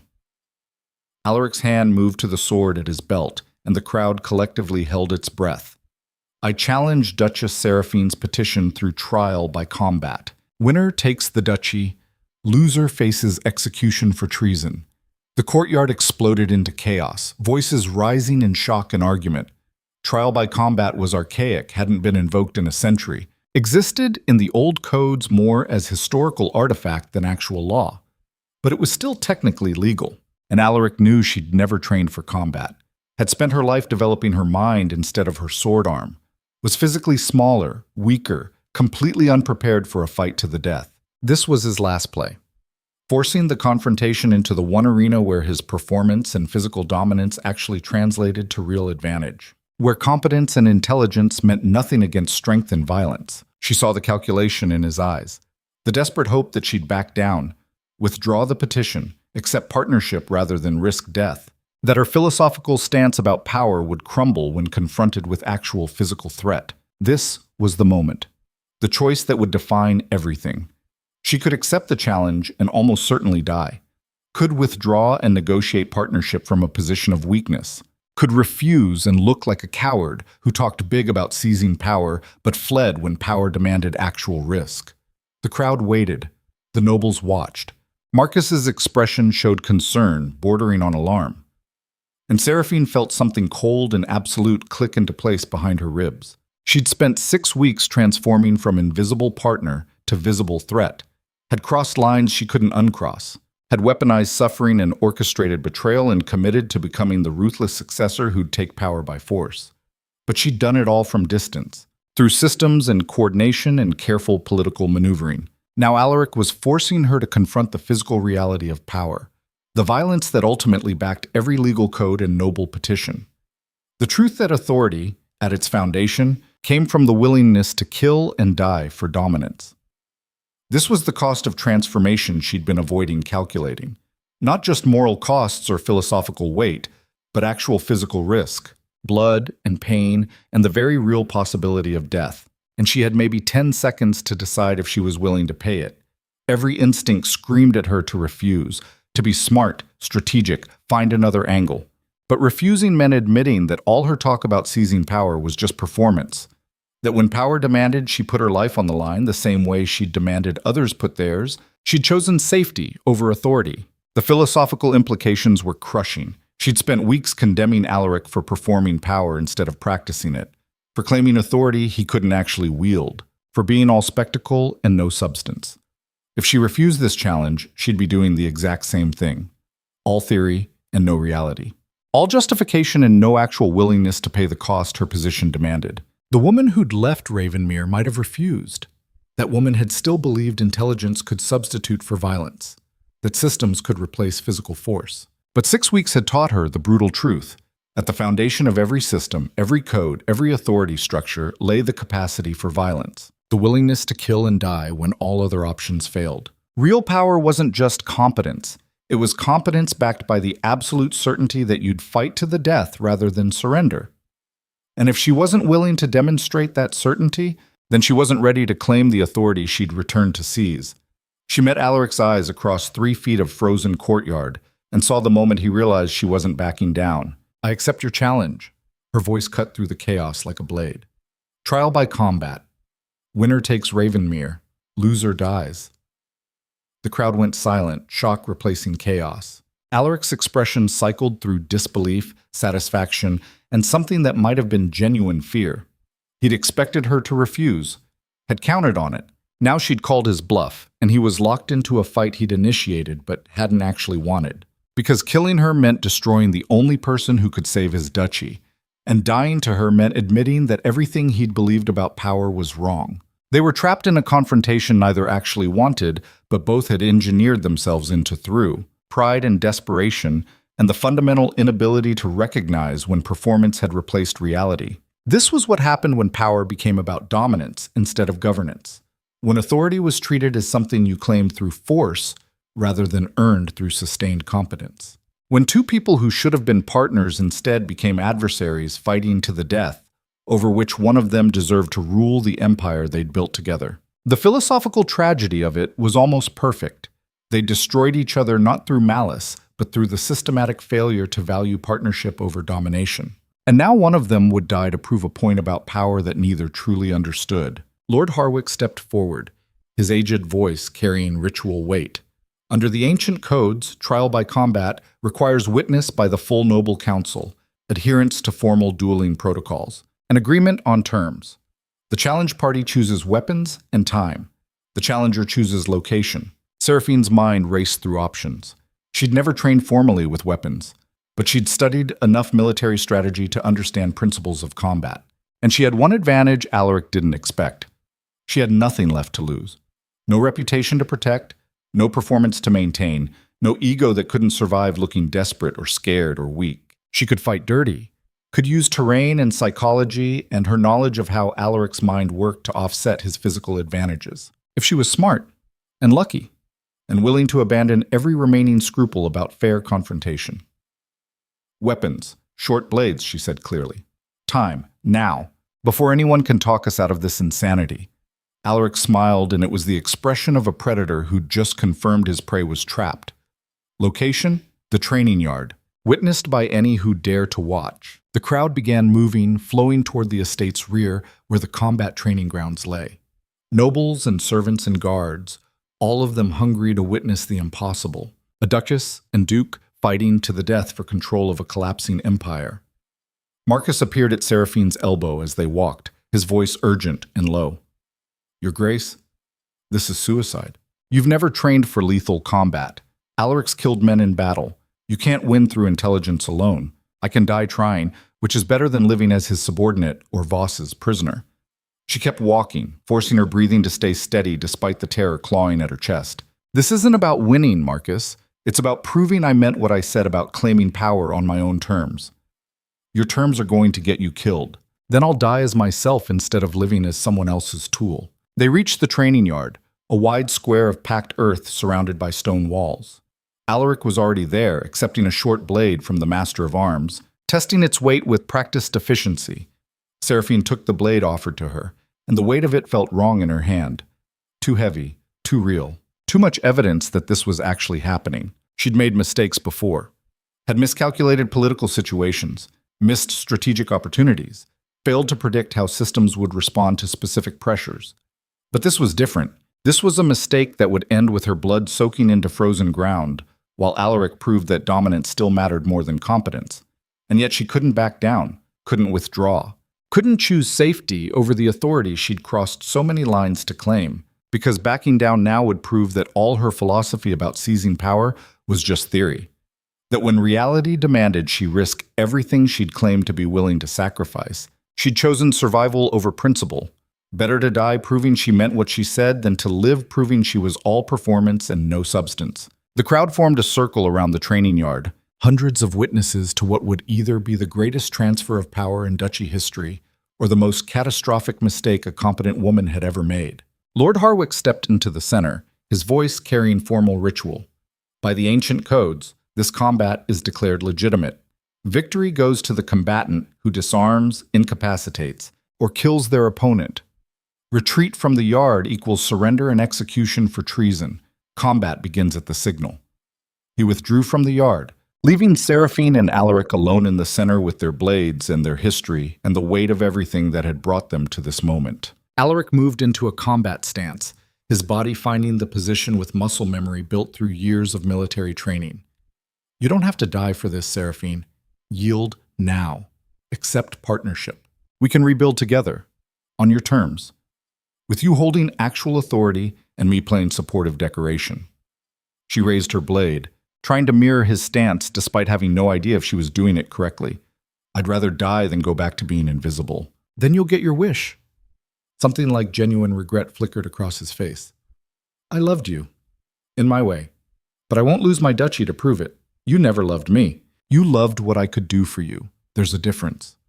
Lord Harwick raised his hand, held it suspended for 3 heartbeats, then dropped it with finality. Begin. Alaric came at her immediately. No hesitation, no performance, just brutal efficiency. His blade moved in a strike aimed at her shoulder, controlled violence designed to disarm rather than kill. She barely got her blade up in time, the clash of metal sending shockwaves up her arm. She stumbled back, her footing uncertain on the frozen ground. The crowd made a sound between a gasp and a roar. Alaric pressed the advantage. Another strike, this one faster. She blocked it, but her grip loosened, the blade nearly flying from her hand. You're going to die in the next 60 seconds if you don't yield. His voice was almost conversational, clinical analysis of her imminent destruction. You can't match me physically. You have no training. This was always going to end one way. He was right. She could feel it in the ache already starting in her arm, the way her breathing was coming too fast, the cold terror replacing strategic thought. She was going to die here, in this yard, in front of hundreds of witnesses, proving nothing except that competence without force was just another form of powerlessness. And Alaric would win, would maintain control through violence, would prove that dominance still mattered more than intelligence, unless she changed the rules of engagement entirely. She lowered her blade slightly, let exhaustion show in her posture. Come on then, finish it, prove you're the stronger one. That's all you've ever needed to prove. Alaric hesitated, reading the resignation in her stance. For just a second, victory and regret warred across his face. And in that second, Seraphine moved, not forward into another clash, but sideways, fast, using her smaller size and his moment of hesitation to create distance. Her hand went to her belt, pulled something small and dark, the poison vial she'd carried since leaving Velmora. Insurance. Last resort. The thing she'd sworn she wouldn't use unless there was absolutely no other option. This qualified. She threw the vial at his feet, glass shattered. Dark liquid spread across frozen ground, began smoking on contact with air. Alaric jumped back, cursing, his blade coming up defensively. "What is that?" "Nightshade extract, contact poison. Your boots are leather, which means it's already absorbing through to skin. You've got maybe 5 minutes before paralysis starts, 10 before respiratory failure." The crowd erupted into chaos, voices screaming about cheating and dishonor and illegal tactics. But Seraphine kept her focus on Alaric, watching realization and fury transform his face. "You poisoned me." His voice climbed toward genuine panic.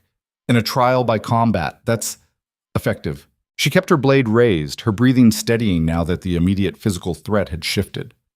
Combat doesn't have rules about fair fighting. It has rules about winning. You taught me that yourself. There's an antidote. His hand went to his boot, came away wet with the dark poison, and genuine fear cracked through his performance. "You have it. You must. You wouldn't." "I would." She watched him, understanding that she meant it, that she'd crossed the final line, the one that separated desperate strategy from actual willingness to kill through any means necessary. "You wanted to prove dominance through violence. I'm proving competence through strategy. The question is whether you yield before the poison finishes what your pride started. This is murder." He was starting to sway slightly, the first effects already taking hold. Dishonorable. Criminal. This is what power actually looks like when it stops performing and starts practicing. She took a step closer. "You challenged me to combat assuming I'd fight by rules that favored your strengths. I changed the rules to favor mine. That's not cheating. That's adaptation." His legs buckled. He went to one knee, blade still raised, but his grip weakening. The crowd had gone silent, horror replacing chaos. Seraphine stood over him, blade pointed at his throat, and felt absolutely nothing. No triumph, no satisfaction, just cold, empty certainty that she'd become exactly what she'd needed to become to survive. A woman willing to poison the man she'd once loved to prove a point about power. A successor who'd transformed from invisible partner into ruthless killer. A tyrant who'd learned that authority came not from competence or intelligence or strategic brilliance, but from the absolute willingness to destroy anyone who stood between her and control. "Yield." Her voice was empty of inflection. "Yield, and I'll give you the antidote. Refuse and die here, proving nothing except that pride is more important than survival." Alaric looked up at her, and in his eyes she saw the moment he finally understood what she'd become. What he'd helped create by refusing to value partnership over dominance. The woman staring down at him with a blade and poison and absolute cold certainty wasn't his wife anymore. Wasn't his partner. Wasn't even his enemy in any traditional sense. She was evolution. The thing that came after him. The proof that his version of power was obsolete. And he had maybe 3 minutes to decide whether his ego would let him admit it before the poison made the decision for him. The entire duchy held its breath, waiting to see whether the ruthless duke would yield to the woman he'd dismissed as decoration, or whether they'd both destroy each other in a confrontation that never should have happened, but had become inevitable the moment performance replaced partnership. The training yard held its collective breath as Alaric Thornvale knelt in frozen mud, poison spreading through his system, his blade wavering in a grip that was losing strength by the second. Above him stood Seraphine, the woman he'd dismissed as administrative detail, her own blade pointed at his throat, with the steady certainty of someone who'd crossed every line that separated strategic brilliance from actual killing. 3 minutes, maybe less. That's what he had to decide, whether survival mattered more than the performance of dominance he'd spent a lifetime perfecting. The paralysis was starting in his extremities, fingers going numb, legs losing the tension that kept him upright even on his knees. He could feel his respiratory system beginning to struggle, each breath requiring slightly more effort than the last. This wasn't theoretical danger. This was death approaching with chemical precision, and the only thing standing between him and it was the woman he'd spent 6 weeks convincing himself he didn't need. The irony would have been funny if he wasn't dying. "I yield." The words came out rough, barely audible, but they carried across the silent courtyard like a gunshot. The crowd erupted into chaos, voices rising in shock and satisfaction and horror at what they'd just witnessed. Seraphine didn't move, didn't lower her blade, just studied him with those gray eyes that had once looked at him with something approximating love and now held only cold analytical assessment. "Say it louder, so everyone can hear." So there's no question about what just happened here. He wanted to refuse, wanted to spit defiance even as the poison shut down his nervous system. But pride was a luxury for people who weren't actively dying, and he'd discovered in the past 90 seconds that he valued survival more than performance after all. I yield. His voice came stronger this time, carrying to the furthest edges of the crowd. I surrender my challenge. Duchess Seraphine Thornvale is victorious. The formal words tasted like ash and failure, but they bought him the one thing he desperately needed: time. Seraphine finally lowered her blade, pulled a small vial from inside her cloak, and knelt beside him. She uncorked it with practiced efficiency, held it to his lips with hands that didn't shake despite having just poisoned a man in front of hundreds of witnesses. Drink. All of it. The antidote works fast, but you'll feel like hell for the next few hours. He drank, the bitter liquid burning down his throat, and felt the paralysis begin to recede almost immediately. Chemical precision in both directions. She'd planned this down to the second, had known exactly how much poison to use, how long it would take, what dosage of antidote would reverse it. She'd never intended to kill him, just to force him into a choice between yielding and dying, knowing his survival instinct would eventually override his ego. It was brilliant, ruthless, exactly the kind of strategic thinking that had made his empire function for 15 years while he took credit. And he'd been too focused on his own performance to recognize what he'd actually had, until she withdrew it and let him collapse under the weight of his own inadequacy. The antidote finished its work, strength returning to his limbs, breathing stabilizing. He pushed himself upright, still unsteady but functional, and faced the woman who'd just destroyed everything he'd believed about power and dominance and his own indispensability. You were always going to win this, he said quietly, meant only for her. The challenge was just theater. You'd already calculated how to turn my strength into my weakness. I learned from the best. Her expression gave nothing away. You taught me that power is performance. I just took it one step further and made the performance itself into a weapon. Around them, the crowd was starting to organize into factions. Nobles clustering around Lord Harwick, voices rising in debate about what happened next, guards looking to Marcus for direction, servants hovering at the edges, waiting to see which way power would flow. This was the moment. The transfer point where theoretical authority became actual control, where the woman who'd won through strategy had to prove she could translate victory into governance. Seraphine stood, addressed the crowd with a voice that carried authority earned through competence rather than inherited through bloodline. Under the ancient codes, victory and trial by combat transfers all rights and responsibilities to the victor. Duke Alaric Thornvale has yielded. By law, that makes me Duchess of Ravenmere with full sovereign authority. She paused, let that settle, then continued with the precision of someone who'd calculated every word before speaking it. However, the duchy doesn't need more performance of power. It needs actual governance. So I'm invoking Section 15 of the Founding Codes, which allows a new sovereign to restructure authority in service of stability. Lord Harwick stepped forward, his elderly face showing surprise. Section 15 hasn't been invoked in 200 years, Your Grace. It requires specific conditions. It requires demonstrable crisis-threatening duchy survival. Seraphine's voice went hard. We have food shortages, military vulnerabilities, financial instability, and a court operating on terror instead of competence. If that doesn't qualify as crisis, nothing does. She turned to face the assembled nobles, and Alaric saw her transform in real time from the woman who'd poisoned him to the sovereign who'd rebuild what they'd both destroyed. I'm establishing a formal council structure. 5 positions. Military, agriculture, finance, diplomacy, and justice. Each position filled by demonstrated competence, each with actual authority to govern their domain, each accountable to both me and the noble assembly. Lord Castellan Brennan, you'll head military. Your first task is decoding and rebuilding our defensive positions using whatever intelligence I provide. Marcus stepped forward, his weathered face showing something like relief. Yes, Your Grace. I'll need access to the real war ledger. You'll have it. Seraphine's attention moved to the next position. Agriculture goes to Marta Hess, current head of the ducal kitchens, who's maintained supply networks through sheer competence, while the rest of us played politics. A murmur ran through the nobles. Appointing a servant to council position was unprecedented, borderline radical, which meant exactly the kind of disruption Seraphine intended. She continued through the positions, each selection calculated to prioritize competence over status, substance over performance. When she finished, The court had been fundamentally restructured from a hierarchy built on inheritance to a system built on capability. It was revolutionary, dangerous, exactly what the duchy needed if it was going to survive the collapse she'd engineered. And through it all, Alaric stood to the side, watching his empire be dismantled and rebuilt by the woman he'd tried to reduce to decoration. The philosophical weight of it was crushing. He'd spent his entire life believing that dominance was power, that force was authority, that his ability to command a room meant he was actually leading. And in maybe 10 minutes of precise governance, Seraphine had proven that everything he'd believed was performance without substance.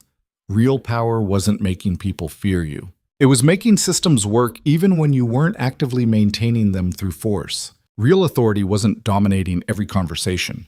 It was building competence into the structure itself so that governance became distributed instead of centralized. Real leadership wasn't about being indispensable. It was about creating systems that could function without you because you'd built capability into the foundation instead of hoarding it for personal leverage. She'd understood all of that for 15 years, had practiced it while he performed, and he'd been too focused on his own spectacle to recognize what actual governance looked like. After the court dispersed to begin implementing the new structure, Seraphine finally turned back to him.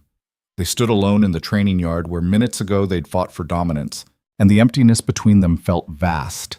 What happens to me now? His voice came out quieter than intended. Exile? Imprisonment? Public execution to cement your authority? None of those. She studied him with an expression he couldn't read. You retain your title and your estates. You'll have a seat on the noble council, but you'll have no direct governance authority. You'll be exactly what you tried to make me. A decorative piece with social status but no actual power. He should have felt rage at that. Humiliation. The burning need to fight back against being reduced to ornamental status. Instead, he felt something closer to relief. The weight of trying to maintain an empire he'd never understood how to run was gone. The pressure of performing competence he didn't possess was lifted. The exhausting work of pretending he was indispensable when he'd always known on some level that she was the real foundation. All of it gone. Replaced by the simple clarity of his own limitations finally being acknowledged. You're being more merciful than I would have been, he said quietly. If our positions were reversed, I'm not being merciful, I'm being strategic. Seraphine's voice stayed level. Exiling or executing you would make you a martyr, would give the nobles who oppose restructuring a rallying point. Keeping you visible but powerless demonstrates that the old system is obsolete without creating a vacuum for opposition to fill.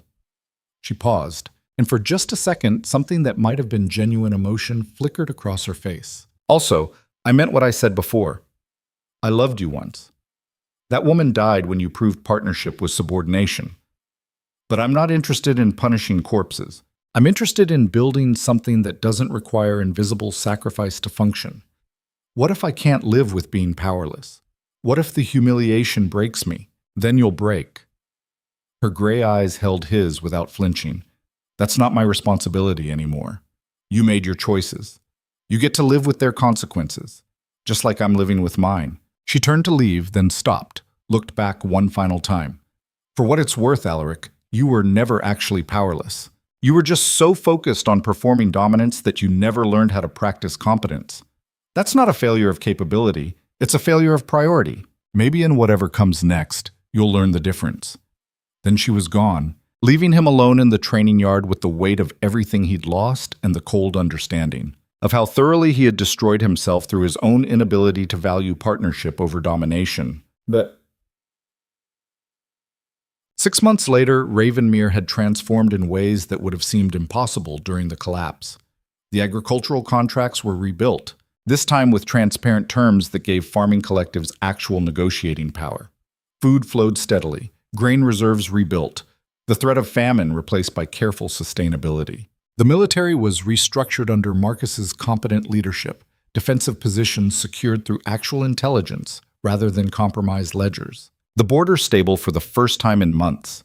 The financial systems were documented, accessible, managed by people who understood them rather than hoarded by one person for leverage. Wealth generation became transparent instead of mysterious. And through it all, Seraphine governed with the same invisible competence she'd always possessed, except now it was visible, recognized, formalized into authority that didn't require constant justification.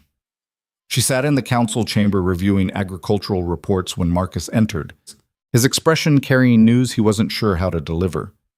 "Your Grace, Duke Thornvale has requested audience." Seraphine looked up from her reports, surprised.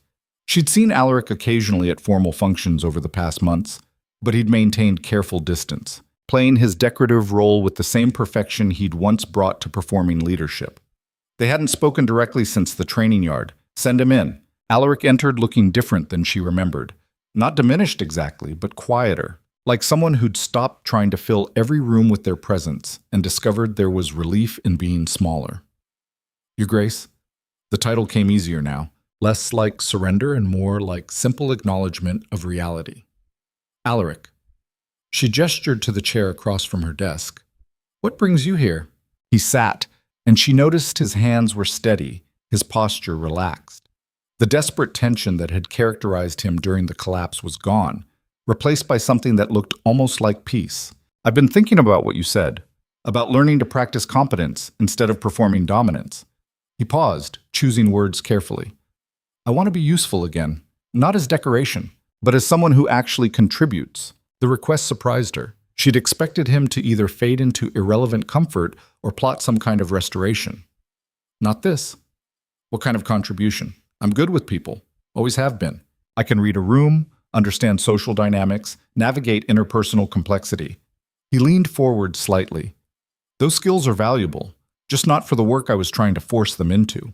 "What are you proposing?" "Let me handle diplomatic relations. The social aspects of alliance building, the personal relationship management that makes treaties work." His voice gained certainty. "I'll report to your diplomacy council member. Full transparency, no independent authority, but I could be useful in that capacity." Seraphine studied him, looking for manipulation or hidden agenda. Found only genuine offer of contribution within realistic limitations. This was growth, actual recognition of capability and its boundaries. The thing she'd spent 15 years wishing he'd develop. And he'd developed it only after she'd destroyed everything he'd built on false foundation and forced him to confront his own limitations. The philosophical irony was almost painful. People didn't change through understanding or persuasion. They changed when circumstances made the old patterns impossible to sustain, and new ones became the only path to survival. She'd tried for years to make him value her partnership, had failed completely. Then she'd withdrawn that partnership, let him collapse, returned to seize power by force, and somehow in the aftermath he'd finally learned the lesson she'd been trying to teach. But the woman who could appreciate that lesson had been destroyed in the teaching of it. "I'll consider your proposal." She kept her voice neutral. "Submit a formal plan to the Diplomacy Council. If they approve it, I won't object." "Thank you."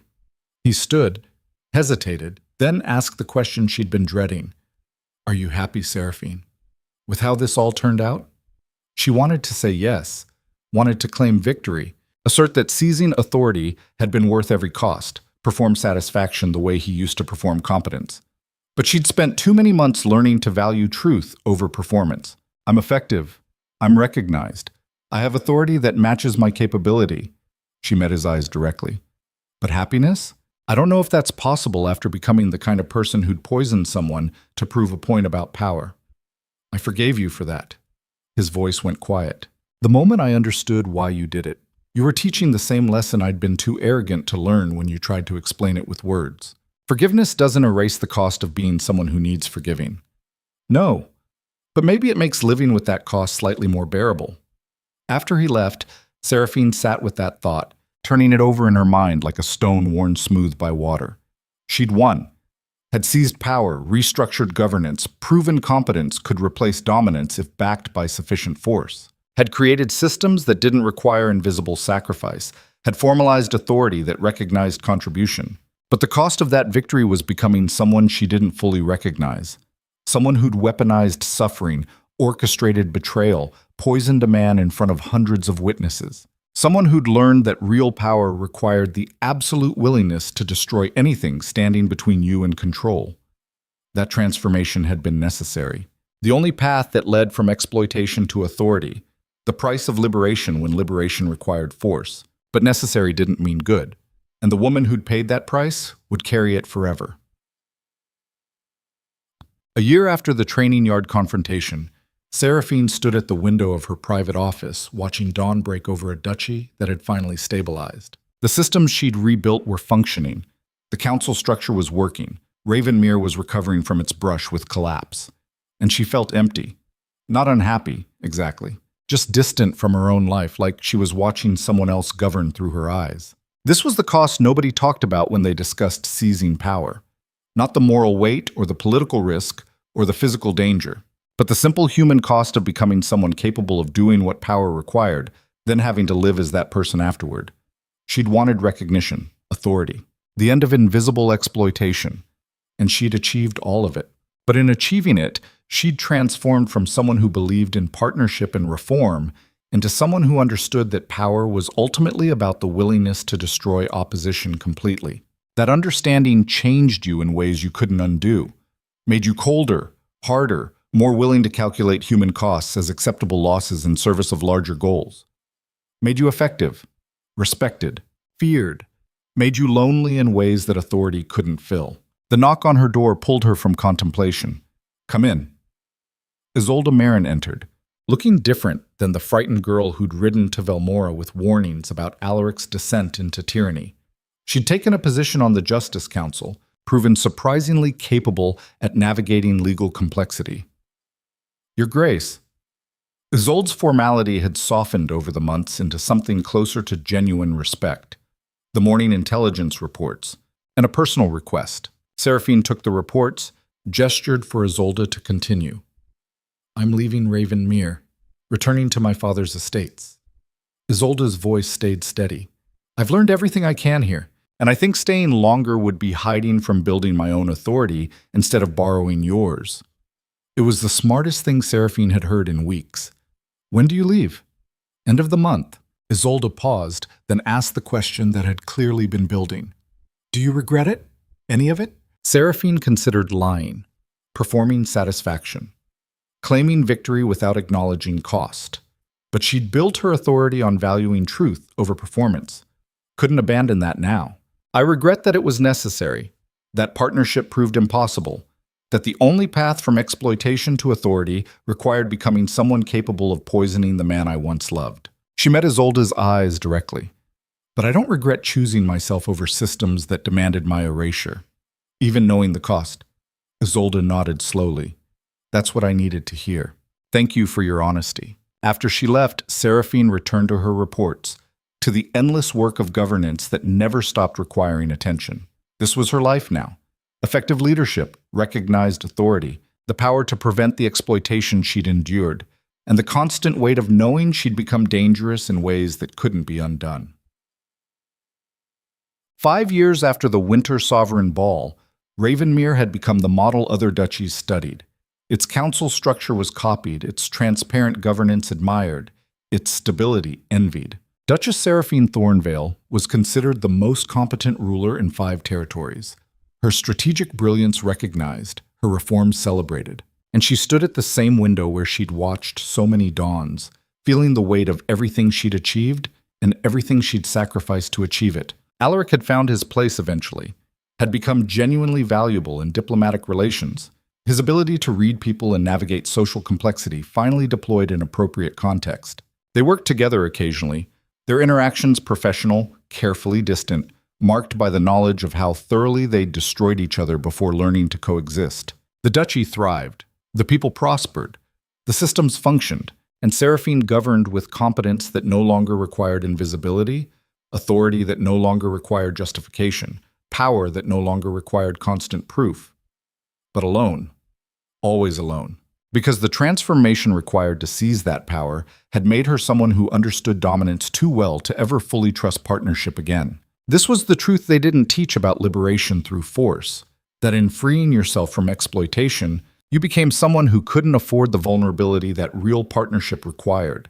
That in claiming power on your own terms, you lost the capacity to share it meaningfully with anyone else. That authority and loneliness were often the same thing, just viewed from different angles. She told herself it was worth it, that recognition was better than invisibility, that authority was better than subordination, that being feared was better than being erased. And on most days, she believed it. But on days like this, Watching dawn break over an empire she'd built alone and would govern alone until death or incapacity forced succession, she wondered if there might have been another path, some middle ground between total erasure and total dominance, some way to claim recognition without becoming someone who'd poison a man to prove a point about power. But that wondering was pointless. The choices were made, the transformation complete. The woman who might have found that middle ground had died in a posting house 20 miles from Ravenmere, and what remained was simply the competent sovereign who'd seized authority through force and would wield it alone forever. This was her victory, her liberation. Her authority earned through capability and claimed through violence. And the cost was being someone who'd learned that real power required absolute willingness to destroy opposition, then having to live as that person while governing people who deserved better than a leader who understood destruction better than partnership. Marcus found her at the window as afternoon light started failing, his weathered face showing the concern of a man who'd watched her transform from invisible partner to ruthless sovereign to isolated authority. "Your Grace, the council's assembled for the military review. I'll be there shortly." She didn't turn from the window. He stayed, which meant he had something to say beyond simple scheduling. "Permission to speak freely?" "Always, Marcus. You've built something remarkable here, something that will outlast both of us. Something that proves competence can replace dominance if given the chance." His voice went quiet. "But you're paying a cost I'm not sure was necessary." "What cost?" "Being alone with your victory." He moved to stand beside her at the window. "You've proven you can govern without partnership. But I wonder if you had to prove you couldn't allow partnership to govern effectively." The observation cut deeper than she expected. She'd spent 5 years telling herself that isolation was the price of authority, that loneliness was inevitable for someone who'd seized power through force. But Marcus was suggesting something different, that she'd so thoroughly internalized the lesson about incompetent partnership that she'd closed herself off from the possibility of competent collaboration, that in teaching herself to survive without Alaric, she'd taught herself to survive without anyone. And that transformation, while effective, might have been more extreme than necessary. "What are you suggesting, Marcus?" "That maybe the woman who valued partnership before it proved impossible doesn't have to stay dead just because the specific partnership failed. That maybe there's space between total subordination and total isolation." His expression held something like hope.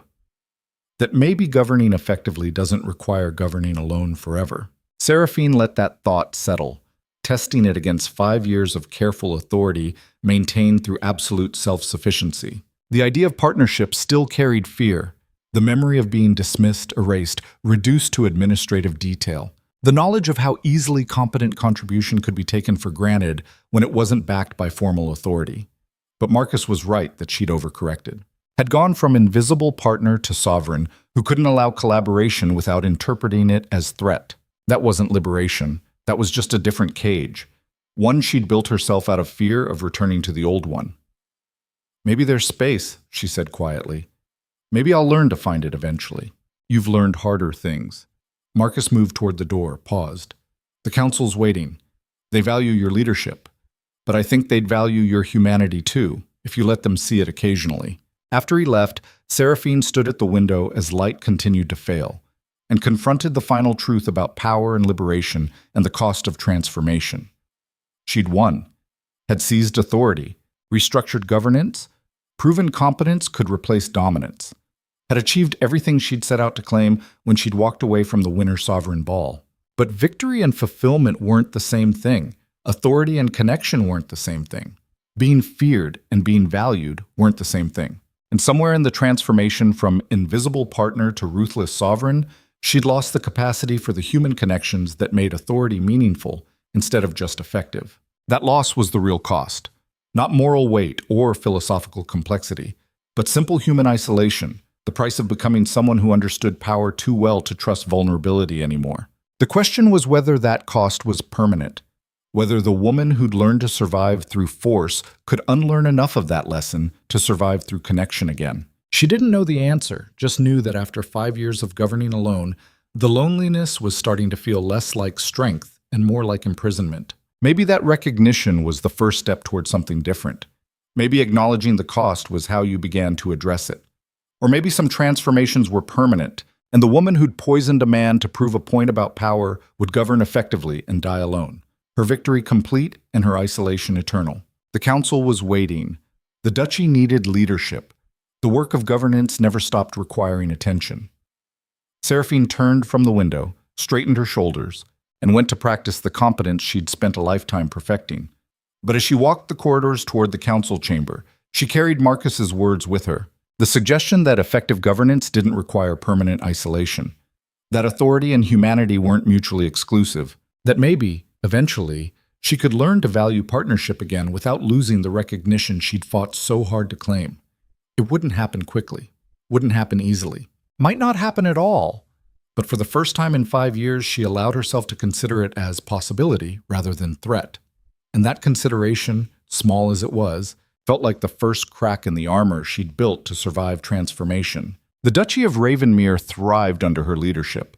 The systems she'd built functioned, the people prospered, and Duchess Seraphine Thornvale governed with competence that had finally found its recognition, authority that had finally claimed its due, and the slow, cautious hope that maybe effectiveness and connection didn't have to be mutually exclusive forever. The cost of her victory remained. The isolation, the moral weight, the knowledge of what she'd become to claim what she deserved. But cost and price weren't the same thing. Cost was what you paid. Price was whether it was worth it. And after 5 years of governing alone, she was finally ready to examine whether the price she'd paid for liberation had been the minimum necessary, or whether she'd overcorrected into a different cage entirely. That examination would take time. Courage. The willingness to risk vulnerability with people who'd seen her at her most ruthless, and might not believe she could be anything else. But she'd crossed harder lines, had transformed from invisible partner to ruthless sovereign, had seized power through force and maintained it through competence. Maybe she could learn to wield that power with humanity instead of just efficiency. Maybe effectiveness and isolation weren't permanent partners. Maybe the woman who'd learned to survive without anyone could learn to thrive with carefully chosen someones who valued competence and humanity equally. The council chamber doors opened before her, 43 nobles and 5 council members waiting for her leadership. Seraphine entered, and for the first time in 5 years, she didn't enter alone in her mind. She entered carrying the possibility that authority didn't require permanent isolation, that victory and fulfillment might eventually align, that the cost of transformation, while real and permanent, didn't have to define every moment of what came after. The work of governance continued. The duchy thrived. The systems functioned, and in the small spaces between effectiveness and isolation, Duchess Seraphine Thornvale began the slow, careful work of learning that power claimed through force could eventually be wielded with humanity. Not quickly, not easily, not without setbacks and fear and the constant weight of knowing what she'd become, but possible. And possibility, after 5 years of certainty about isolation, felt like its own kind of liberation.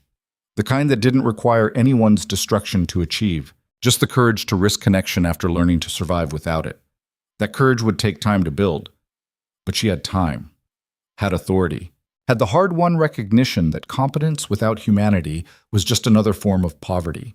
And maybe, eventually, that would be enough to transform victory into actual fulfillment. The council meeting began.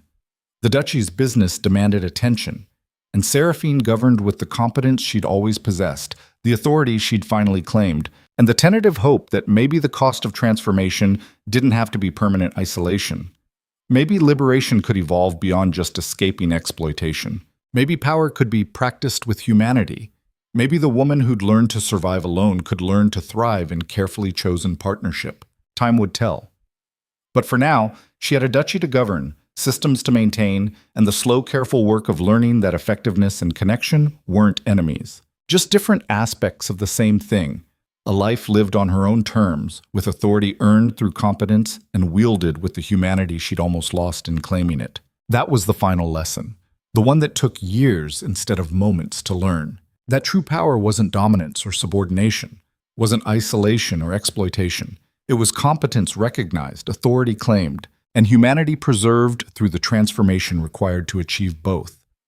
And Duchess Seraphine Thornvale, sovereign of Ravenmere, ruthless successor and competent leader, began the work of learning to embody all three. Not perfectly, not without cost, but genuinely, completely, on her own terms. And that finally was enough.